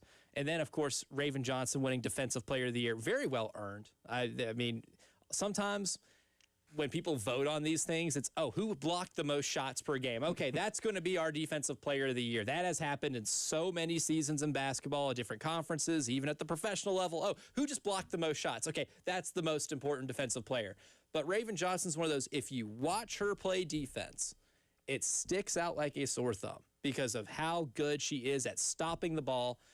Obviously, the steals show up in the stat book, but so many things that don't show up in the stat book, Raven Johnson does when you watch her play. Very pleased to see her win Defensive Player of the Year. Joyce Edwards was a first-team All-SEC selection, and then the second-team All-SEC is basically South Carolina Gamecocks because Raven Johnson, Tessa Johnson, Tania Latson, and Medina Okot. That's an entire starting 5 of all conference players. Yeah, well, and I do think, Dawn said this last week. We talked about this on Palmetto Sports Daily yesterday, but Rick made a point of, like, hearing Dawn say how much she loves Raven Johnson and how she's one of her favorite players that she's ever coached. That's a huge statement from Dawn Staley. That shows you, if nothing else, it reinforces how important Raven Johnson is to this team and how important she has been to this team. Let's not forget that she coached Aja Wilson, Aaliyah Boston, like some of the biggest names in women's basketball. But Raven Johnson might be her favorite, one of her favorites. That is heavy, heavy praise for the SEC Defensive Player of the Year, and it speaks a testament to what she does on a daily basis. Yeah, I mean, it's about the best praise that you could possibly get, from a coach of Dawn's ilk. And when it comes down to games today, right? They're not going to play today. They'll play the first game tomorrow. And they're going to get the winner of Kentucky and Georgia, which you know how good the SEC has been this year. Your quarterfinal game is going to be against a ranked opponent one way or the other. That game tips off at 11, so we will know who they play in their first SEC tournament game in the quarterfinals after that game is done. Probably going to be around 1 o'clock once that thing ends up wrapping up. But coming up next, we will revisit our discussion on Lou Holtz and the impact that Lou Holtz had on this football program and on college football as a whole. We'll do that next here in the early game.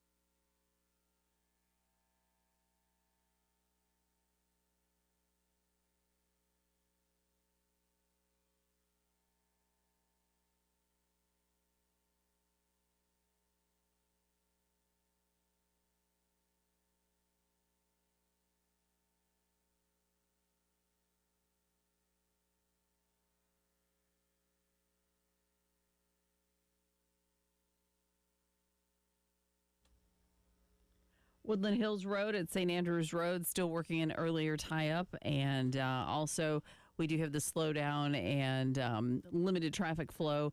Gervais at Assembly, if you are going on Gervais towards the State House, there's really about one lane that you can use right now. And Assembly at Gervais, if you're heading towards the fairgrounds, traffic may be diverted because they're working on something in the intersection from an earlier water main break. So just want to remind you of that. And as far as your forecast goes, yep, very nice for the next few days. 80 today, 83 tomorrow and Saturday. Going to stay that way really through in early part of next week. Right now it's 60.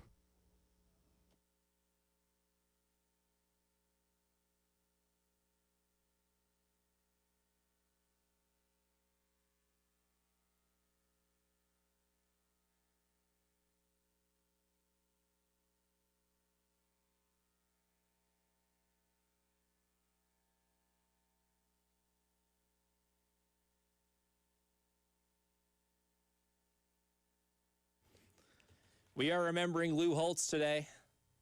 Passed away yesterday at the age of 89, one of the most influential college football coaches, not just here in Columbia, South Carolina, but in all of college football. The last coach to lead Notre Dame to a national championship was Lou Holtz, a guy who's won everywhere that he's gone.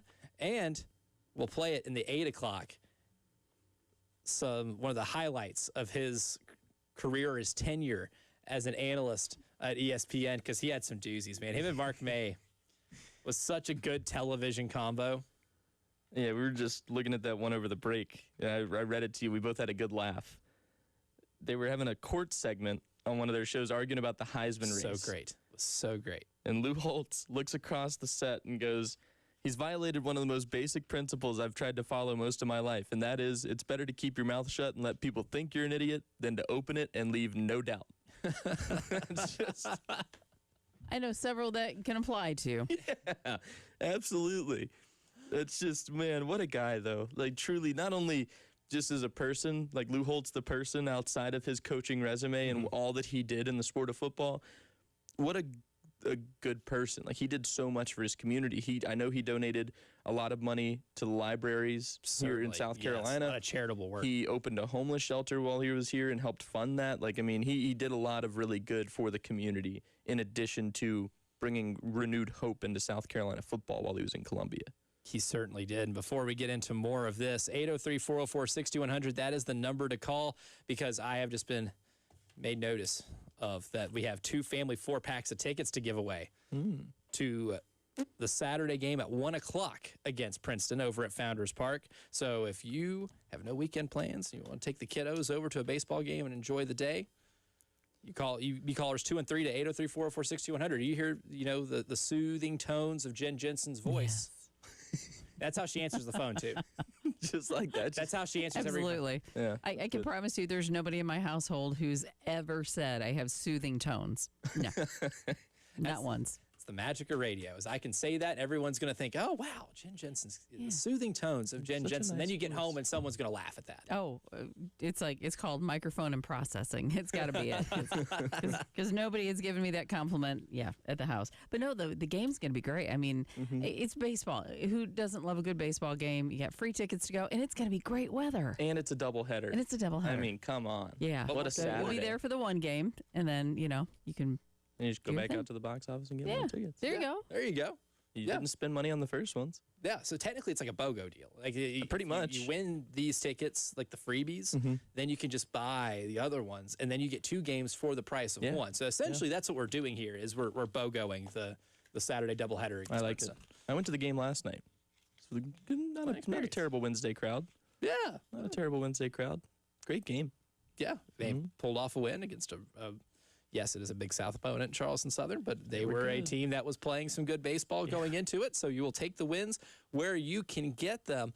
But when it comes to Lou Holtz, too, I was really thinking about it last night when kind of evaluating how impressive the turnaround he had here was. Now, I was not here for it. I was alive on planet Earth, very, very young. Nick Harvey says I was not. I'm not old enough, I guess, to be able to remember the specific turnaround. Old enough to remember, Lou Holtz coaching, and my dad would say all the time. My dad's a lifelong Tennessee Vol fan. He would tell me whenever Tennessee and South Carolina would play, he would say, I used to not have to take South Carolina seriously because that man that's wearing the headset, now I have to.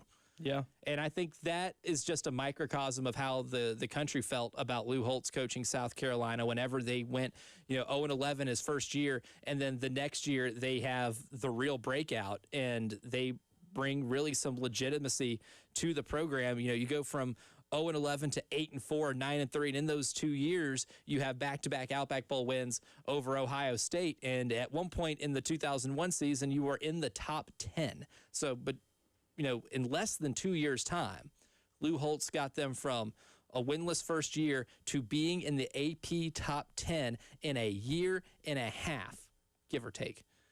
Really, it was one of the most impressive turnarounds, and what Lou Holtz meant to this program was so valuable because it did bring such a sense of legitimacy for someone with that track record to come here and really make people in Columbia, South Carolina, and Gamecock fans as a whole kind of not just take pride in their team again, but get to believe that they can play in the Southeastern Conference and give them a sense of why not us too.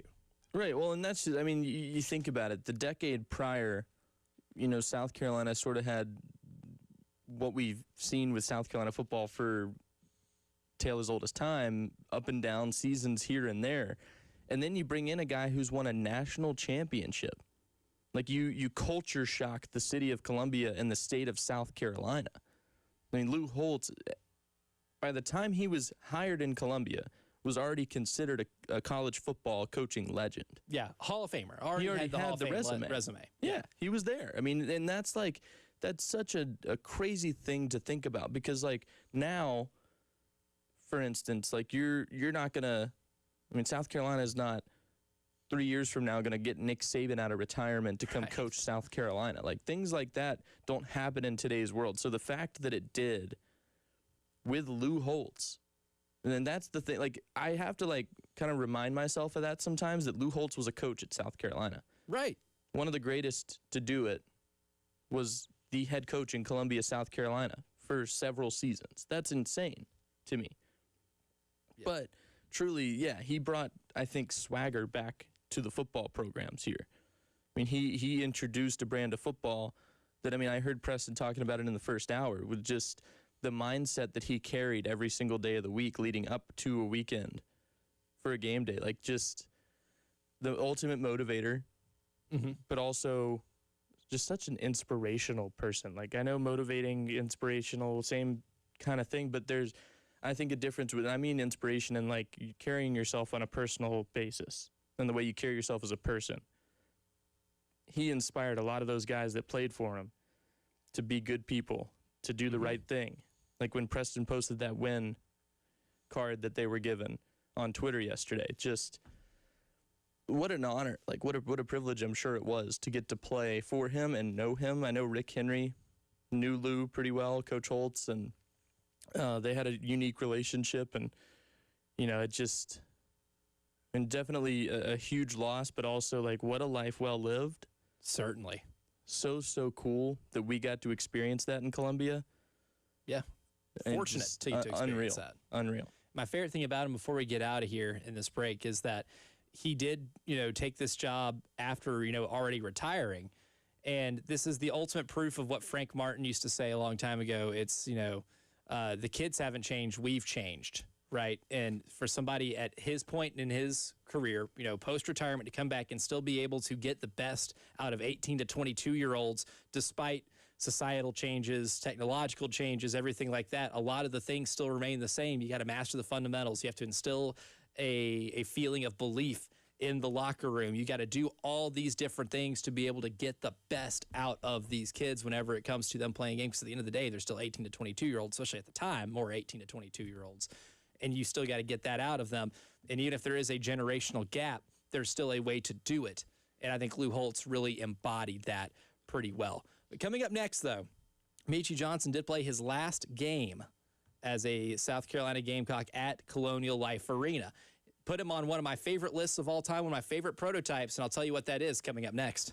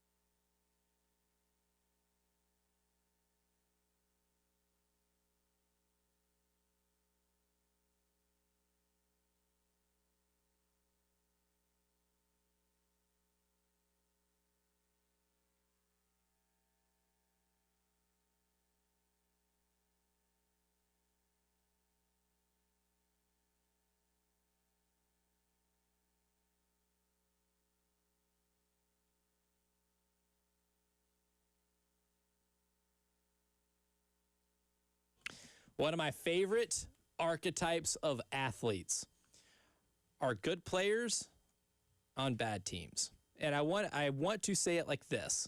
Good players on teams that have lost more than they won, right? That's like the parameter here. And it's going to be an under 500 season for South Carolina. And Michie Johnson actually has played really well. And he has developed. And Lamont in the postgame presser after the Tennessee game, clearly you're talking about how you got dominated in the paint, all this type of stuff. But there's a lot of talk about Michie Johnson because he does have a very special place in the lore of South Carolina basketball, considering the role that he played on a year where you broke a school record for wins and you got back into the NCAA tournament. And I think for that, Gamecock fans should always have some type of appreciation for what he's done. And when you look at how he's played this year, yeah, the results haven't been there as a team. There is zero arguing that. But in SEC play, maybe you've gotten the best version of what Michie Johnson could be. He's second in the SEC in usage rate. He is first in the SEC in SEC play in assist rate, right? He is second in the SEC in fouls drawn per 40 minutes, and he's sixth in the SEC at free throw rate. He's having a really solid season. Now, is he asked to maybe play a role sometimes that maybe doesn't fit because of just how the roster was built? Yeah, I think that's a valid discussion to have. But he's having a solid season, and it inspired me. And Preston Thorne, too, and Preston will give his list of his favorite players on this, to give your favorite good players on sub-500 teams. And I've got so many. This is like the ultimate, potentially, guys naming dudes. And, of course, here in South Carolina, Colin Murray-Boyles last year, clearly a really good player on a sub-500 team because he was picked in the top 10 in the NBA draft. And I loved watching Colin play. Out of all the college basketball teams I've covered in my career, he is up there in terms of one of my favorites to watch. And I've got a lot of others. Devin Downey on the 2009-2010 team was so much fun. My favorite Gamecock basketball player ever. And B.J. Mackey, his last year at South Carolina, where they ended up only winning 8 games, B.J. Mackey's still a star. In all of other college sports, too, I've got Jay Cutler, 2005 at Vanderbilt. In football, John Abraham here at South Carolina. Jared Goff for 2 years at Cal, put up some really good passing numbers on teams that were sub-500. A.J. Brown and D.K. Metcalf on the same team. Those are good players on sub-500 teams. But this is definitely an archetype of many players that you can think of that the team success wasn't great, but when you had to play them, you had to account for one player or else they were going to pull off an upset. Yeah, I think my biggest one right now is the new NFL sack leader, Myles Garrett. Yeah. He's Great literally example. one of the best defensive players ever, and his team is steadily below 500. It just doesn't make sense. But almost same any thing. Cleveland Browns player that you can think of that you like, you can put on this list. It's funny that you say that because my other one is Joe Thomas, one of the best offensive tackles You're an offensive line to guy. ever grace the Makes sense. NFL. Yeah. And he never, ever sniffed getting close to a Super Bowl. But he's easily probably the best of all time at the offensive line position. I think that is a safe assumption, safe. You know what? I don't even care if it's safe or not. You disagree with me if you want to. He's the best offensive tackle to ever play in the NFL. Oh, wow. I'll stand on that. All right. Watch the film. Big stance. Watch I love the that. Watch the film. And here's another classic one too. I was going through a list in my head of how many of these guys that I could mention across all sports. And then one of the most obvious ones, and I didn't get to watch this guy play because he was in the twilight of his career when I was a youngin'. But John Elway in college, like he had 1 year they were above 500, but he never played in a bowl game. And there were a couple of sub-500 years where John Elway was the quarterback at Stanford and was clearly like the most talented guy on the field. And his team just didn't have enough around him to be able to have the same team success. But John Elway may be the golden boy on this list. So in terms of the best players on sub-500 teams, John Elway at the college level certainly is very high on it. But in terms of sentimental ones too, I've got a lot of others, like especially in college basketball, there's so many of those guys that I could find. And then in the pro sports, there's a lot of easy ones too. Yeah. Just because there's clearly going to be a lot of really good players, but the teams just are really bad. But in college basketball too, I had to put Tasman Mitchell from LSU on that list. And maybe the one that is the most sentimental that no one's going to know, but Mylone Clark played at Tennessee Tech. And the reason I have this listed is because I did go to a basketball camp when I was 7 years old, and Mylon Clark jumped over me and a bunch of other 7-year-olds when he was practicing for the collegiate dunk contest.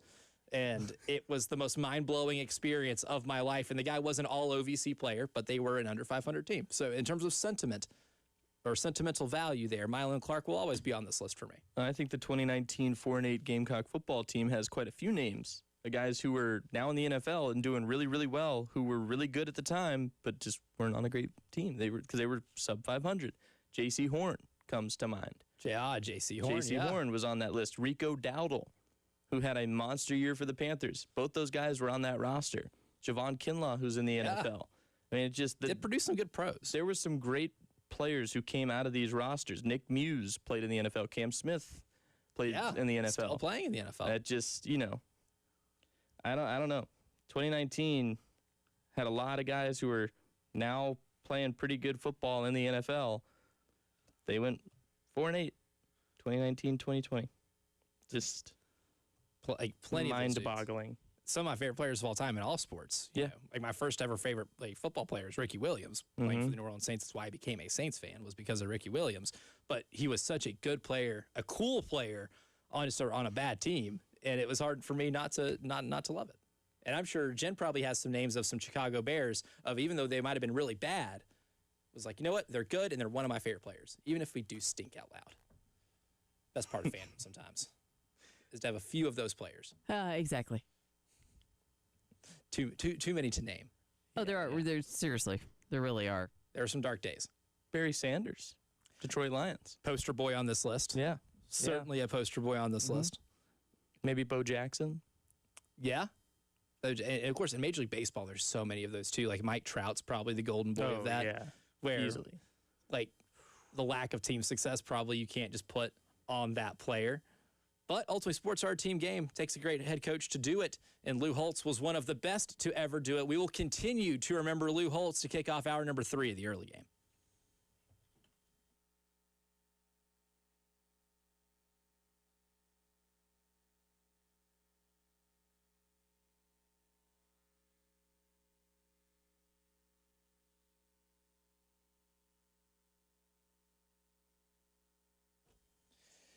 Tax issues weighing you down? Well, we're certainly in a season where those type of issues might show up a little more than usual. Well, don't worry, because I have a suggestion for you, and that is to call my friends over at the Ecton Law Firm, 803-771. Or business tax issues, John and his team have a bunch of proven local solutions that have helped thousands of families and businesses in the state of South Carolina, just like yours, many of whom experienced very similar situations when it came into trying to escape the IRS maze.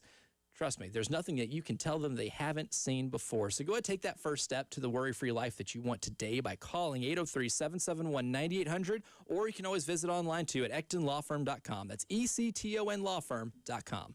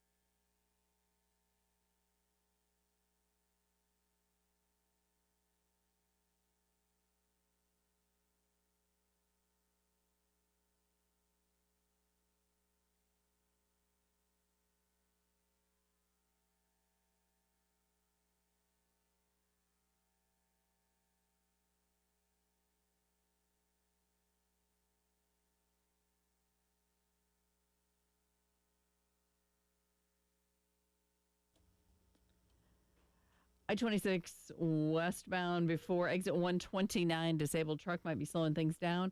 Also, we have a report of an accident, Mineral Springs Road near Cromer Road, Patricia Drive at Leesburg, and Shop at Pineview Drive. Also, a slowdown downtown Columbia right there at Gervais and Assembly due to fixing a water main break. So, snarled traffic there. Try to avoid that intersection if you can today. 80 for the high tomorrow, 83. Saturday, 83. It's about 60 right now.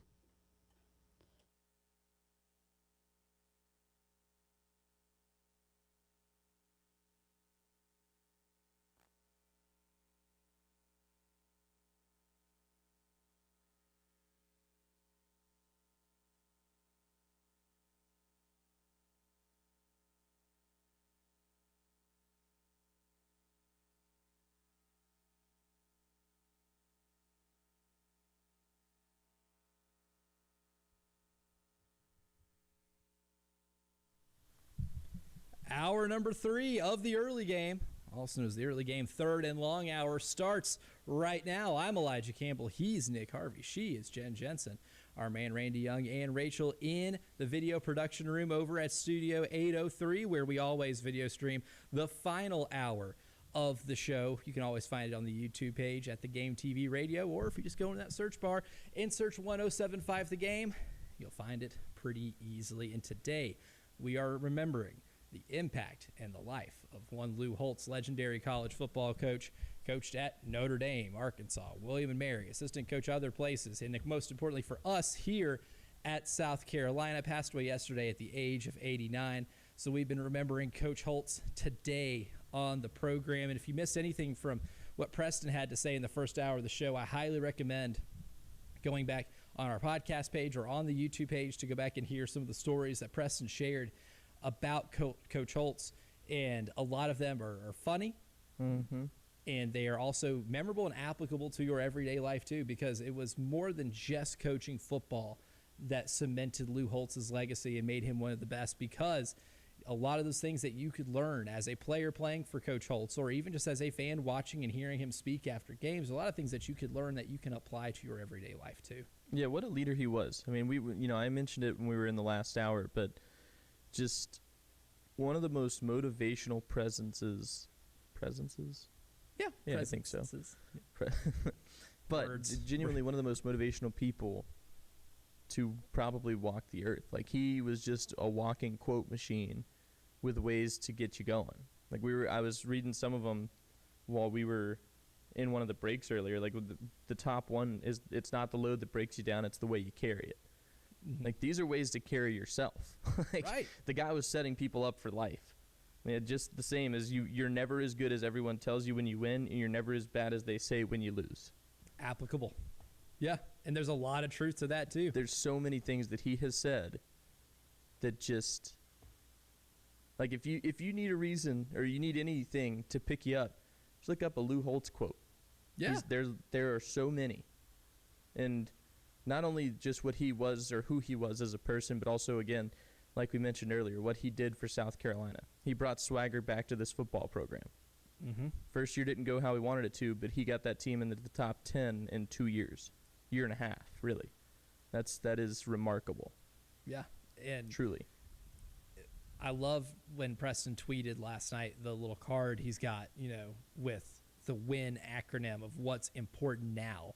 And not only was that applicable for them playing football and trying to turn around a program that was at arguably its lowest point, but that's something that you could just use, in day-to-day life. You have all these problems going on. Nobody's ever, having a perfect day.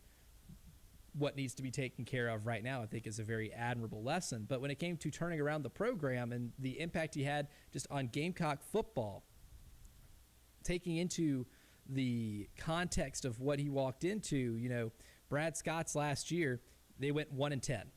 Yeah. And then the first year with Lou Holtz, they went winless. They went 0-11. And my favorite story that Preston's told was that, in like one of those practices, you tell guys, Brad Scott deserves a trophy this big. He'd have his arms stretched out for winning one game, with you guys. But he also was able to build a groundwork that the next year after that winless season, after they finally they saw the proof of concept of beating New Mexico State and the fans storming the field and beating Georgia and, forcing 5 interceptions from Quincy Carter and being able to win an SEC game against a traditional, rival. Fans storming the field and it was a huge deal. It really did instill a belief that then fueled them to an 8-4 season, and then ultimately culminated in an Outback Bowl berth, which seemed almost improbable from the year before that, right? Not just winning the Outback Bowl, beating Ohio State in that Outback Bowl, then doing it again the next year. But there was a cut that Tyler found after the 2001 Outback Bowl. So at this point in time, Lou Holtz was there 3 years, had an 0-11 season, then 8-4 Outback Bowl win over Ohio State, 9-3 Outback Bowl win over Ohio State. And at one point in that 2001 season, they were a top 10 team, right? So within less than 2 years, you go from being winless to being in the AP poll top 10. That is one of the more remarkable turnarounds that you will find in college football, especially in the SEC. And this will be cut number 19, Jen. This is Lou Holtz talking about turning South Carolina around after that 2001 Outback Bowl victory. Behind an outstanding offensive game plan, the former player of the year in the state of Ohio, Lou Holtz, completes probably the most improbable turnaround in the last 2 decades of college football. Coach, congratulations. I didn't do it. The assistant coaches and the players, we had a good game plan the first half. We just didn't execute inside the 20. Second half, we did. And another thing, too, he understood, right? He understood the X's and O's are one thing, coming up with the game plan is one thing, but the preparation required by players, the execution required by players is ultimately what wins the game. And when he was given credit in that interview for making that turnaround, he said, I didn't do it. My assistant coaches and my players did. And I think that type of humility, along with just the dedication to this program at a point in his career where he really didn't have to. He could have mailed it in. He came in out of retirement. He could have mailed it in. He could have cashed that check and said, hey, guys are unfixable. Sorry, I tried. But he showed a real commitment to it. And even after a winless season, showed a commitment to turning this thing around, despite some really horrible things happening in his life and things that he was dealing with too, committed to turning that thing around. And it is one of just not one of the more impressive turnarounds. It's one of the more admirable ones that you can find in the sport too. Well, it's not, even looking past after he left South Carolina, he ushered in one of the best programs in the last couple decades, with Steve Spurrier coming to Columbia after Lou left. That was just you think about. I think his tenure alone obviously speaks volumes and what it did for the university, what it did for South Carolina, but also, again, I do think he had a hand in Steve Spurrier getting to Columbia, and that served some of the most successful years of Gamecock football to ever exist. Having a hand in it, and also just laying the groundwork for it too, because by the time that Steve Spurrier took over the job, winning in the SEC for South Carolina didn't seem like some far-fetched idea. Right. You look at their first years in the SEC, 3-5 record the first year, 2-6, 4-4, 2-5-1, 4-4, 3-5, 0-8. And then Lou Holtz takes over, and then, of course, 0-8 the first year. But then back-to-back 5-win seasons in the SEC, and then even you go to Lou's last year, they still 4-4 in the league. There was a pathway to be competitive in a league where it felt like maybe you couldn't be, right? Yeah. It took a lot of building to that, and if there isn't that foundation or the framework of success after that, who knows what Steve Spurrier would have had to work with, or if he would have even come to South Carolina. Right. And we all know what happened after that, because the success that you were able to experience, from 2011 all the way up to 2013, where you had 3 straight 11-win seasons, a lot of that is part of the framework that Lou Holtz helped build when he turned this thing around. Well, and really Lou Holtz was we said it that he ushered in a new era, but truly he brought a breath of fresh air to South Carolina. The last sustained success you saw South Carolina have were the 1988 and 87 seasons with Joe Morrison, where they went 8-4 back-to-back years. And then Joe Morrison unforeseen medical event, he passes away while he's coaching the team, and then you get Sparky Woods and Brad Scott, who, by the way, they weren't bad coaches, they just couldn't find the recipe for success at South Carolina. And then Lou Holtz comes in, they have that first year, and I'm sure after year one, many Gamecock fans, if it's anything like fans today, were doom and gloom. Why did we hire this guy? We need to get him out. He retired for a reason, this, that, the other. And then he turned your program around. Yeah. And brings it back to life. So, I mean, again, it's somebody who had done it before and did it again.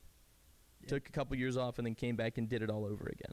And that's like one of the coolest things about this entire arc or his entire story, right? Is that he chose, you got him to come here after he's already accomplished everything in the sport that you can accomplish. Coach of the Year awards and, a national championship at Notre Dame, which they have yet to replicate since he left.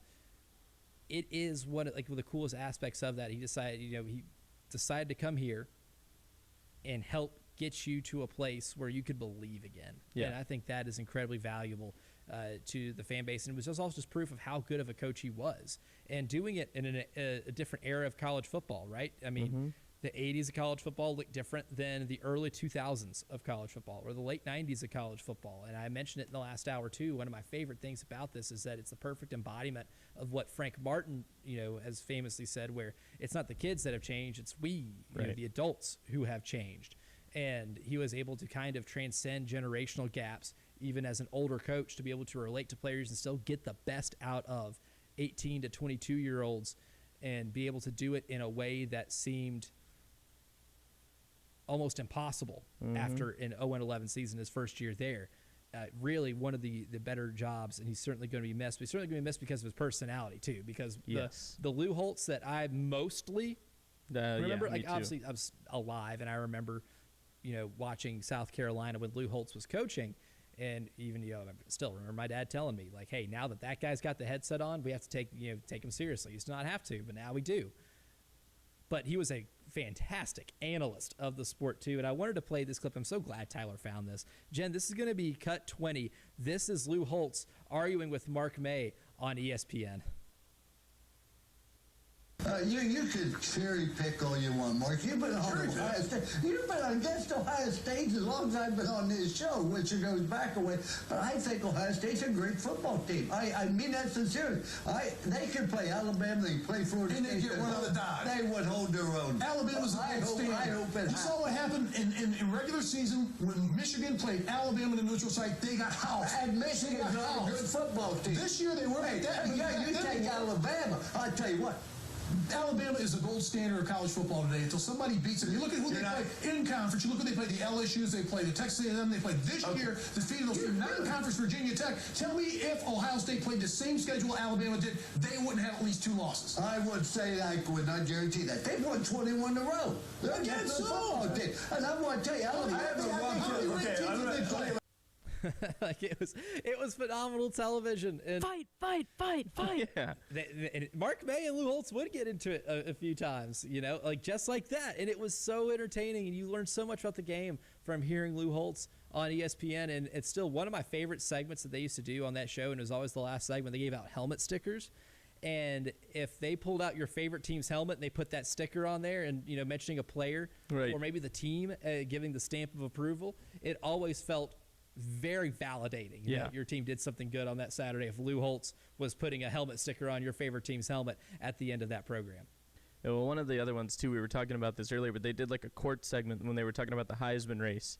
And it was Lou Holtz went from the research he had evidently done to just completely taking shots at his co-host. Like, it was absolutely incredible. And like it got to the point even where Reese Davis was like, Coach Holtz, I'm going to have to dock some of the points that you've made strictly because you just resorted to taking shots, and that's the court won't allow this. And he continues to just go on and says, well, it's obvious that he didn't do any research. I know what I'm talking about. He didn't look into anything. He's just going off of what the popular opinion is. And just got so worked up, man. It was so funny, so entertaining. In that same clip, Reese Davis, he goes on talking about, I'm going to have to dock you some points because now you've just kind of, you devolved into personal attacks. The court won't allow it. And he just goes, I could care less. and then goes rolling on with it. Oh, man. It's like one of the quickest wit human beings on the planet. It's always great for a fantastic quote. Lou Holtz certainly going to be missed, and his impact on the South Carolina program always going to be felt. But coming up next, we'll continue our series, Money or Dominance. Is the juice worth the squeeze for FCS teams, to jump to the FBS today. Part 3, the on-field results. Who are some of the examples of teams that did this and have not had to sacrifice the winning when it comes to getting the money at the FBS level? Nick and I are going to discuss that next year in the early game.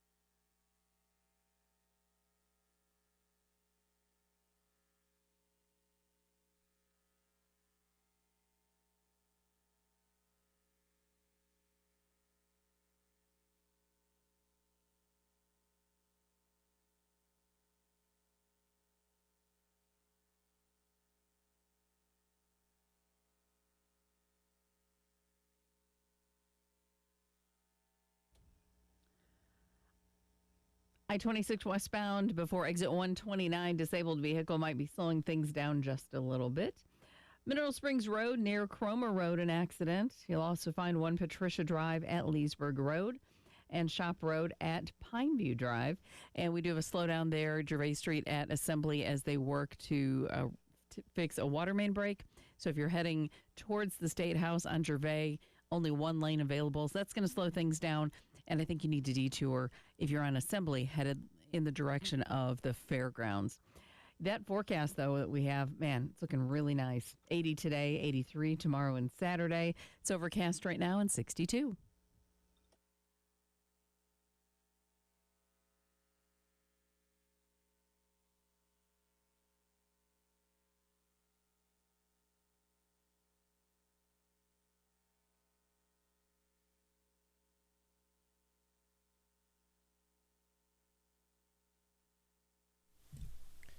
Before the early game, third and long hour goes deep here with our series this week, talking about the improvements of teams going from the FCS to the FBS, or the ones who are the positive examples of that, teams who were able to not have to sacrifice winning for playing in the FCS and getting dominant and still getting the money that comes with making that jump. I do want to bring attention to one thing, because I just retweeted it on the station count at 107.5 The Game, because we are still raising money for the upcoming Heart Walk from the American Heart Association. We have a fundraising goal we're trying to get. We have our own team here, so we have the link to our fundraising team that you can be able to click, be able to donate to a fantastic cause. March 28th is going to be the Heart Walk over at Segra Park, and I highly recommend going. I am very excited to get to go for not just for a fantastic cause too. Great day to be able to spend outside. You can bring the kids, bring the dog, go for a walk, and get to learn a lot of things, like being able to learn CPR in 90 seconds, right? Being able to learn the basics of CPR. And I'm sitting here with a certified CPR instructor here, Mr. Nick Harvey, to tell you all about how mightily important it is to be able to learn that skill. Yeah, I mean, like I've said, I think I said it last week when we were talking about it. It takes no time at all to learn how to save life. Now, that might not seem like the biggest statement in the world, but, like, truly, you could save somebody's life with a simple understanding of the mechanics of CPR. It's such an incredibly helpful thing to know, because at the end of the day, I've said this before to many people while teaching classes, you never expect to be the person in that situation until it happens. Mm-hmm. And if you're prepared, then you're prepared and you can save somebody's life, or you panic. And that's the last thing you want to do. Now, I'm sure if you're the one who has to do it, you're going to be panicking regardless. There's going to be an element of that, yeah. You have a concept of what you're doing and know what you could do to try to save somebody's life. And so if you go to at 107.5 The Game, we just tweeted a couple times over the night too, the link that you can use to be able to donate. Our man Lynn Falk, shout out, has been our highest donor so far. And that's $31. So if anyone can match that, be able to surpass Lynn, then you will get a shout out here on the show. And then we're also in a competition with B1067 to see who can raise the most money for the American Heart Association.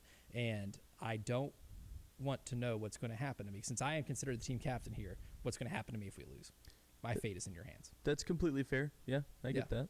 But I mean, truly though, again, and even especially in sports fans, it's incredibly important for you to support CPR and the American Heart Association and the Heart Walk. Support 107.5 The Game, because nowadays you never know what could happen. We had that scary situation with Damar Hamlin a couple years ago in the NFL. I just told a story last week. Kid that was at my high school, was a water boy when I played football. Had a medical event last week. Dropped on the field. Nothing was going on. Connor Shaw, same thing. I mean, it's not just regular daily life where you're walking around Walmart. It can happen on a sports field. It's important that people know what to do and how important it is to know what to do. Because, again, if you're the only person in that situation who knows what's going on, you could be the person who saves someone's life.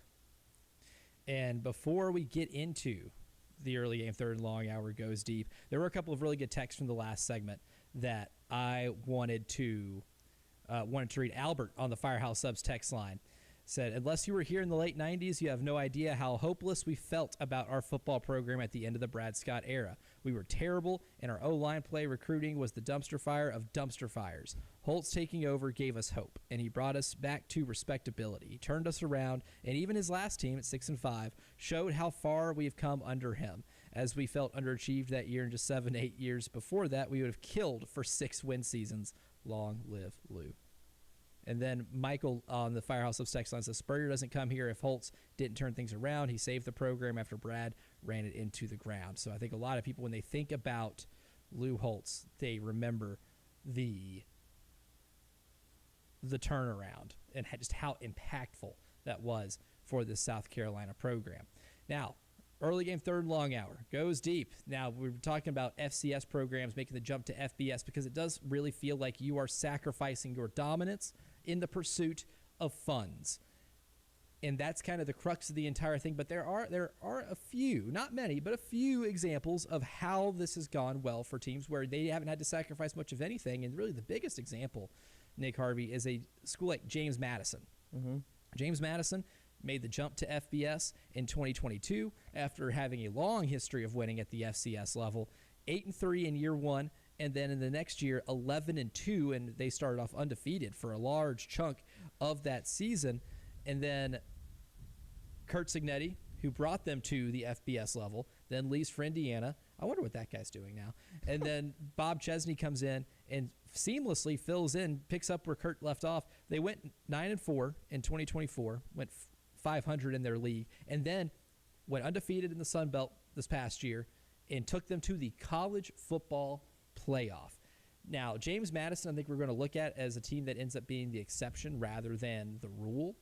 But when we look at the best examples of how somebody was able to do this, make this jump to be able to get more money while also not sacrificing, the wins and losses element of it for your football program, they are certainly the gold standard right now. And then when you look at how much money they've been able to produce in revenue, they're still top 65 in the country in terms of athletic departments, and I think their ability to be good right away at the FBS level, when a lot of people haven't been, is a really big, reason for that. Well, I think you can even add more recent success to teams who have done it. Kennesaw State. Kennesaw State made the jump just 2 years ago. They didn't have an incredibly impressive debut. They went 2-10, but in just 1 year of figuring it out, they went 10-4 last year. They made the jump. A lot of people said, this is insanity that they're going to try to pull this off because historically they weren't always one of the greater football programs in FCS. Until recently, under Brian Bohannon, where he helped build that program at the FCS level to where they were constantly making the playoff, maybe getting some rounds into it and advancing and having really respectable teams. They make that jump and they fire Brian Bohannon after 9 games. They didn't even let him finish the first season over at the FBS level, and they went ahead and gave him the boot. And we would talk about turnarounds. I mean, they went from 2 wins in year 1 to 10 in year 2. It's just that's Jerry Mack orchestrated an incredibly impressive season in Conference USA. But you're right. I mean, Kennesaw State from 2015 to 2022 won, I can't remember how many off the top. I'm looking for the stat, but they won more than one Big South championship. While they were still in FCS, they were becoming a force in the ranks, and then said, we could hang with the big dogs. We could definitely make the jump.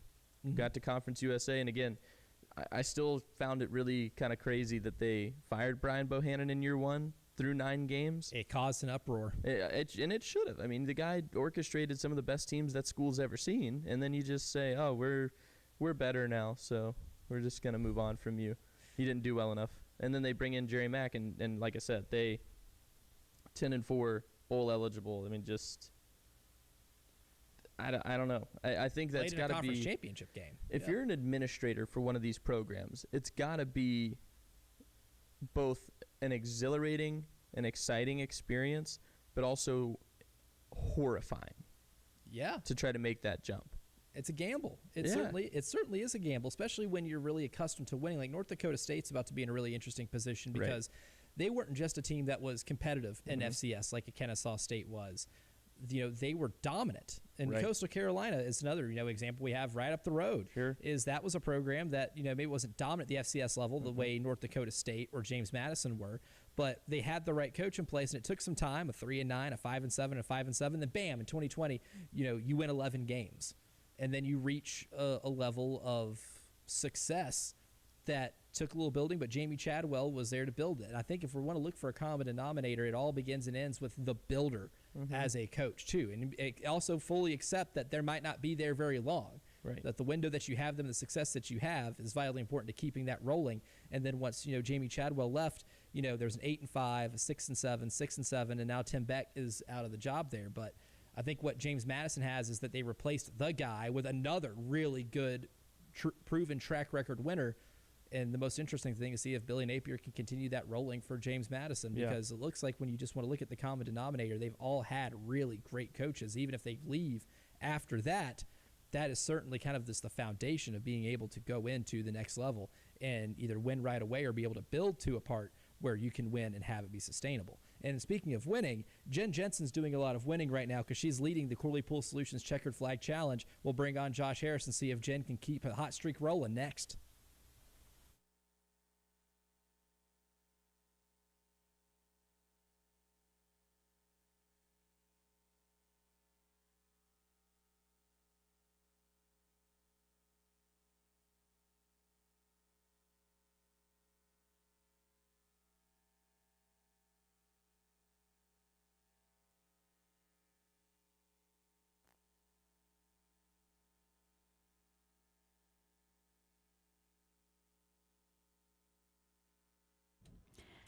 Hey, it's Jen for CHW Cabinetry in Lexington. We first learned about CHW Cabinetry when we had to redo all of the cabinetry in our kitchen. Was not a fun time, but I'm telling you, they made life so much better. They were very helpful, kept me calm, kept the focus on the eye on the prize and getting it all finished. When we figured out what we wanted, we got the photorealistic rendering, which was so helpful because then we could see what the kitchen was going to look like when it was actually finished. And in so many ways, that was really helpful. But because we had such a great experience when it came to doing some bathrooms and redoing some bathrooms, we only had one choice, and that was to reach out to CHW Cabinetry for cabinets in our bathrooms. So if you're looking to make some changes in your home, create an office workspace, update your pantry, visit chwcabinetry.com or call them at 803-520-6837. Tell them Jen sent you.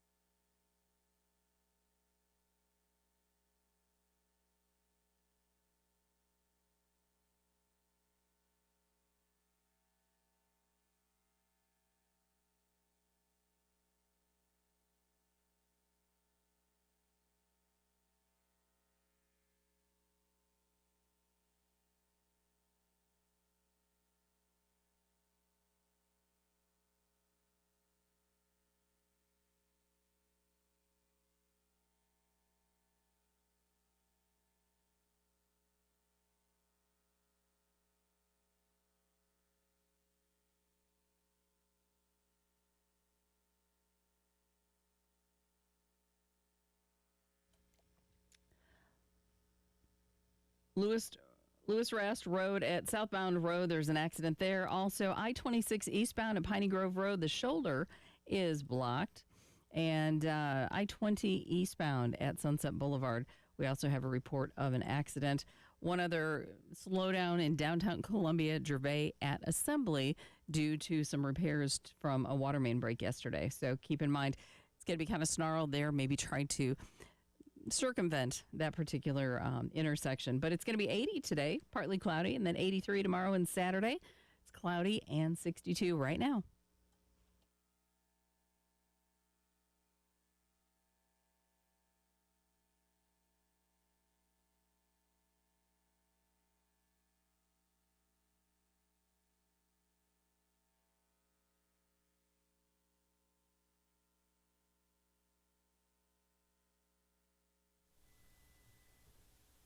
It's time to go racing here on the early game. It's the Corley Pool Solutions Checkered Flag Challenge, and as we do every week, we bring on our pal Josh Harris from Darlington to be able to talk about the race this week, what happened in the past week, and of course to make his pick here for the Corley Pool Solutions Checkered Flag Challenge. And Josh, not a great week for me, but a fantastic week for Jen, and a very interesting race because we have a little bit of history, because I don't think any of us picked Tyler Reddick because we didn't think he would win it again. But 3 races into the season, we've had the same result at the top. This is getting pretty wild. It is wild. And somebody on our side could have really jumped out to a big lead had we picked Tyler Reddick in any of these races. But nonetheless, we're all kind of tight little race here. Tyler, 3 in a row to open the season, something that's never been done. It's quite a way to start the 2026 season, and I know that team is excited. Both of their cars have been running well. He and Bubba Wallace are 1-2 in the points right now, so a lot of good things happening for 23XI. Man, it is a good time to be a Michael Jordan on his team for sure, and kind of laughed because he's been at every single race this season, so of course he's going to have to travel to Phoenix because he's kind of their rabbit right now, but. It's definitely what an exciting time. Your pick of Zillage this week was really not bad because he ended up finishing 14th at COTA, but the way he battled back, and probably talked about it yesterday, how he probably passed more cars than anybody and, kept kind of getting knocked back, and he did really well. So what were your thoughts on how the rookie performed this week?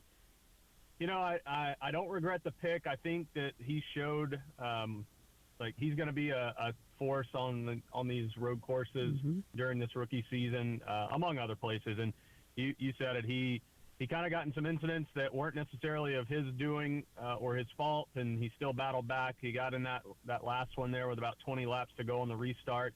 He was so close to going around the outside of turn 1 and probably ending up in about the 3rd position coming out of that turn, but there was like a 4-car domino effect, and he took the brunt of it and sent him back in the field. I think he dropped all the way to 25th, 26th, and was able to drive back up to, like you said, 14th. So all in all, happy with that pick, and looking forward to seeing what Connor can do as we go through the season. Yeah, absolutely. So as we move into a 1-mile track, we should see a little different. Kind of anxious to see the performance as far as the horsepower goes, because I know they made some changes. What are you anticipating at Phoenix this week? Yeah, I think there's several unknowns. You mentioned we're running the 750 horsepower package at Phoenix this year. I know we ran it last week at the road course. I think this will be the first oval track. Yep. So looking to see how that performs, what teams, kind of hit some of that on their off-season preparation. Chevrolet, their new body this year. It's really the first non-drafting track oval that we've been to. So we'll see how that performs. So I think there's a lot of questions. A lot of excitement, and certainly, the question, can Reddick go for 4 in a row? Oh my gosh. Can you? I think minds would be blown, and I'm curious what odds makers are doing in Vegas and all of that, because that would just be absolutely spectacular. Obviously, big race, big racing weekend coming up in Darlington in just a few weeks. Tell us a little bit about the entire weekend and how people can get involved, how they can get tickets, and all the things. Yeah, we're excited. It's about 2 weeks away. We got a triple header weekend again in the spring, so excited to have the Truck Series the O'Reilly Series on Saturday, and then obviously the Cup Series, Goodyear 400 on Sunday. But it's going to be a week full of activities, as we always do. We've got track laps for charity on Thursday evening from 6 to 8, and come out and drive your car around the track. We've got a blood drive going on Thursday at our museum and gift shop. We're going to have the Legends Parade Saturday morning ahead of the O'Reilly Auto Parts Series race, so that'll originate in downtown Darlington, come back to the track. We've got a lot of former drivers, competitors as part of the NASCAR alumni program. It's the third year. This has kind of become their official alumni reunion weekend, so we've embraced that as we celebrate the history of the sport. And then, got a cornhole tournament on Saturday. We're going to have some live music in the fan zone after the race Saturday night. So it's going to be a weekend full of activity on and off the track, and it's right here at our doorstep. And so for complete information to get tickets and all of that, they can visit the website? Yep. So DarlingtonRaceway.com is your best source of updated information. Know before you go, event schedules, everything we've got going on. For any of our campers that are coming out, we open up the campgrounds on Tuesday morning. That's St. Patrick's Day, so we're going to have a little fun with that. And so a lot of things going on. But yeah, DarlingtonRaceway.com. If you got questions, you can give us a call at 866-459-RACE. I love that. And real quick, before we get to our picks, I did want to ask your thoughts on, so in the Cup Series, in the Truck Series over the weekend, they were down with Indy in Florida at Homestead, and we're doing the Grand Prix there. What were your thoughts on what was going on with bringing in a couple of IndyCar drivers? They had James Hinchcliffe, and then they also had Dario Franchitti, who Jimmy Johnson was actually his crew chief. What were your thoughts on visibility for the sport and just kind of the fun of overall the kind of cross promotion? Yeah, I love the cross promotion. I love the IndyCar guys stepping into some trucks, some stock cars. We've seen that on the opposite side, as recently as Kyle Larson doing the double Indy 500. Jimmy Johnson's, there's been a number of stock car guys jumping Indy cars. It's cool to see the other way. We've got another kind of companion event this weekend out in Phoenix. So the Indy car is going to run on Saturday along with the O'Reilly Auto Parts Series. I know they're expecting a big crowd for that. So I love it when our two, motorsports disciplines can overlap and run together. I think it's great for the fans. Yeah, I do too. I think it's a lot of fun, and hopefully brings extra eyes to both sports. And there's definitely nothing wrong with that. So we are back to the picks, and Elijah, I'm going to let you direct traffic here. You can let us kind of update us on how the points are going. I don't want to say anything about the fact that I'm leading because, that'll jinx me because I never lead. So this is an uneasy place for me to be. I will be the good luck charm here right now. Sitting at 13 points is our own Jen Jensen in first. We have a tie in second, Josh and Reggie at 11. And then I'm sitting at 9 points. Preston sitting at 8, which means Preston will get the first pick here. And he said he wanted Blaney or Bell. And then I consulted Nick Harvey from Team WIS here. And he says Blaney's the best option. So Preston is going to go with Ryan Blaney. And then I guess that brings it back to... Would it be back to me? Back to you. Yes, okay. Yes. Back to you. Oh, man, so I have to make my decision because surely Tyler Reddick doesn't win again, right? Well, it'd be hard. My natural inclination would not to be to pick the guy who's won 3 in a row because I've sat enough roulette tables to know that ultimately that has to change. So, but I want to do the opposite of what I would do. I want to George Costanza this thing. Give me Tyler Reddick to make some history. Oh, my gosh. What a pick. To really, I'm going for it. I love it. All right, Josh, who are you thinking? Well, I was considering going down that path as well, but so kudos, Elijah, for being willing to make that pick. I'm going to go I've gone back and forth on this, but I think I'm going to go with Kyle Larson. I like the fact that Chevy's got this new body. We'll see what it can do, and they need a little bit of a pick-me-up, so I'm looking for Kyle to have a good day.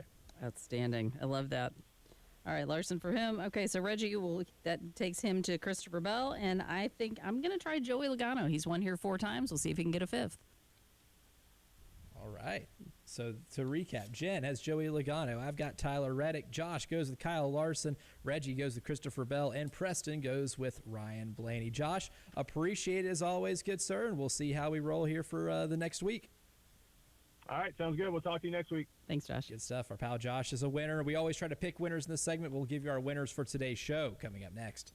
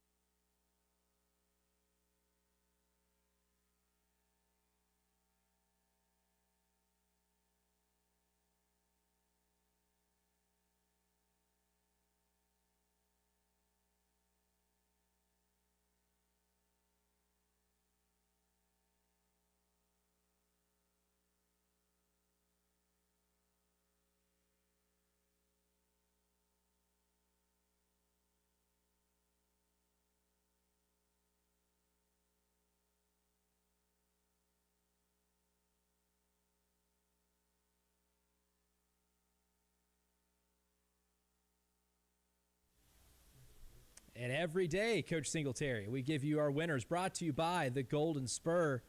And there are a lot of winners to choose from today, and especially with the remembering of Lou Holtz, there's so much to remember in terms of what he did as the coach of the University of South Carolina, or if you were a Notre Dame fan, winning a national championship, all the successes he's had, even all the way to being a really good analyst of the game on television and being a really good entertainment option when it came to just consuming this great sport of college football. But my golden winner here, brought to you by the Golden Spur, is magicians. Because the Lou Holtz newspaper magic trick will live rent-free in my head for as long as I live. At least as long until you figure it out. Until I figure it out, which I'm not going to. If Preston Thorne sat through 5 of those in person and wasn't able to figure out where the sleight of hand came from, I don't know if anybody ever could figure that out. I'm certainly not going to. I can promise you that. To piggyback, I'm going to go with the word motivation. Okay. Because Lou Holtz was a master at motivation.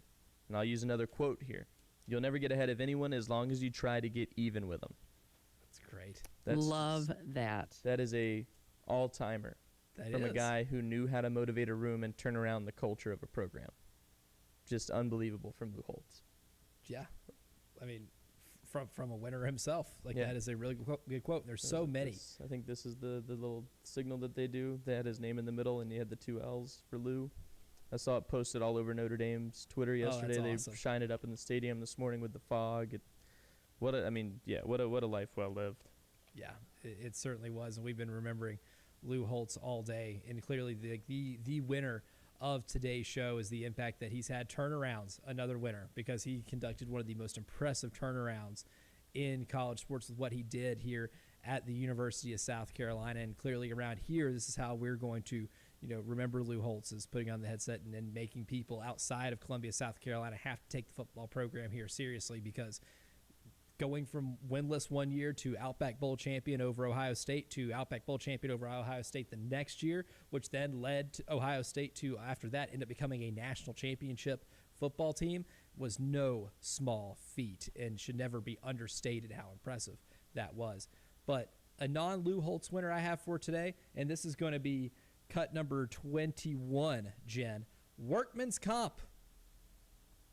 That's the matchup she wants to against Cordesia Harris, but Harris just does a really good job in body positioning of not allowing any free passes. We got some swinging down in the paint now, and tempers have flared between Houston and Cordesia Harris. They're having to separate the players and bring them back to the bench, and now that will probably end up being technical fouls and problems. We see an official down on the floor in the paint. And the last thing you heard, we see an official down on the floor of the paint. Some poor referee in the Coastal Carolina South Alabama game in the Sun Belt Tournament in women's basketball yesterday in Pensacola, Florida. This referee's trying to do her job and break up this fight and caught the ultimate stray and ends up being down on the ground. So winner for today, Workman's Comp. I hope that referee is taken care of, because that was a unintended consequence of that scuffle, I would say. Girls gone wild. Yeah, that was a fight too. You see sports all the time. People square up and they get in each other's face and they act like they're going to fight, and then the benches, quote unquote, clear, and says people separating bodies. No, there were punches thrown. There were punches landed in that one. Unfortunately for that poor official, he caught a stray. It landed even for the unintended target too. Yeah. Workman's Comp, big winner yesterday. Michi Johnson, I'm going to give a big win too, because he's played on the Gamecocks men's basketball season has not gone well. It just hasn't. But Michi has made a lot of improvements this year. More so the story. We talked about it on Palmetto Sports Daily yesterday, because he and Lamont both talked about the emotions of his senior night this past week. For Michi to have gone through what he's gone through, the loss of a family member, right? Like that weighs heavy on anybody. But to then realize and feel like you have to come back to what felt like home to you when you're in that moment of life, and to come back to South Carolina and improve not only as a person but as a player. I mean, like, it's hard not to pull for Michi Johnson. Like, certainly. Just an unbelievable human being, a good basketball player, somebody that will be remembered, in my opinion, for a long, long time as part of the history of men's basketball here at South Carolina. It always will be one of my favorites on the good player sub 500 team list that we reeled off earlier. And a lot of guys on that list who are just really fun players, just maybe not on teams that had the result. And one thing that I thought, like, you don't get maybe in today's college sports because of so much movement, really true connections between player and school and coach. And Michi Johnson kind of ping-ponged back and forth between here and Ohio State. But clearly, Ohio State was, the home he was born for. Yeah. This is the one he got to choose, and a place they got to choose him. And I think there's a real special element to that, too. And when Lamont was talking about the letter that he got, a handwritten letter from Michi, you could tell, like, the emotion was coming up, there was a look in his eyes saying, I haven't read it yet, but you could already tell he is anticipating that being a pretty touching moment for him to be able to read that, because they have developed such a really good bond in his time here. And clearly, Michi's basketball journey has took him to a lot of places, but there is a real sentiment of the time that he got to spend here. Just really unfortunate that, the last game they'll play at CLA went down the way it did. And I'm sure he'll have better memories of this place, like the fans storming the floor after beating Kentucky a couple of years ago, helping them go to the NCAA tournament, which is not something that has happened a ton for this program.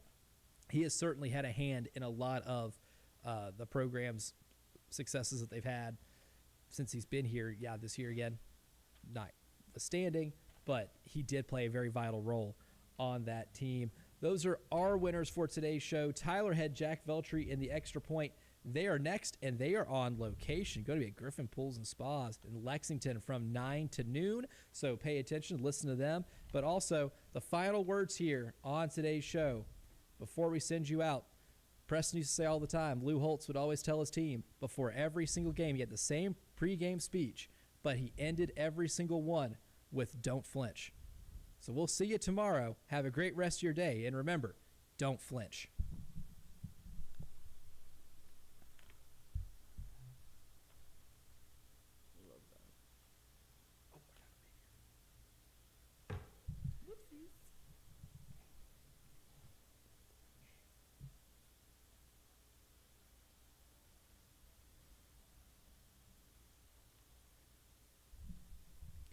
I talk all the time about how much I love the experience over at Pro Swing, whether it's the Chapin location or the Forest Acres location.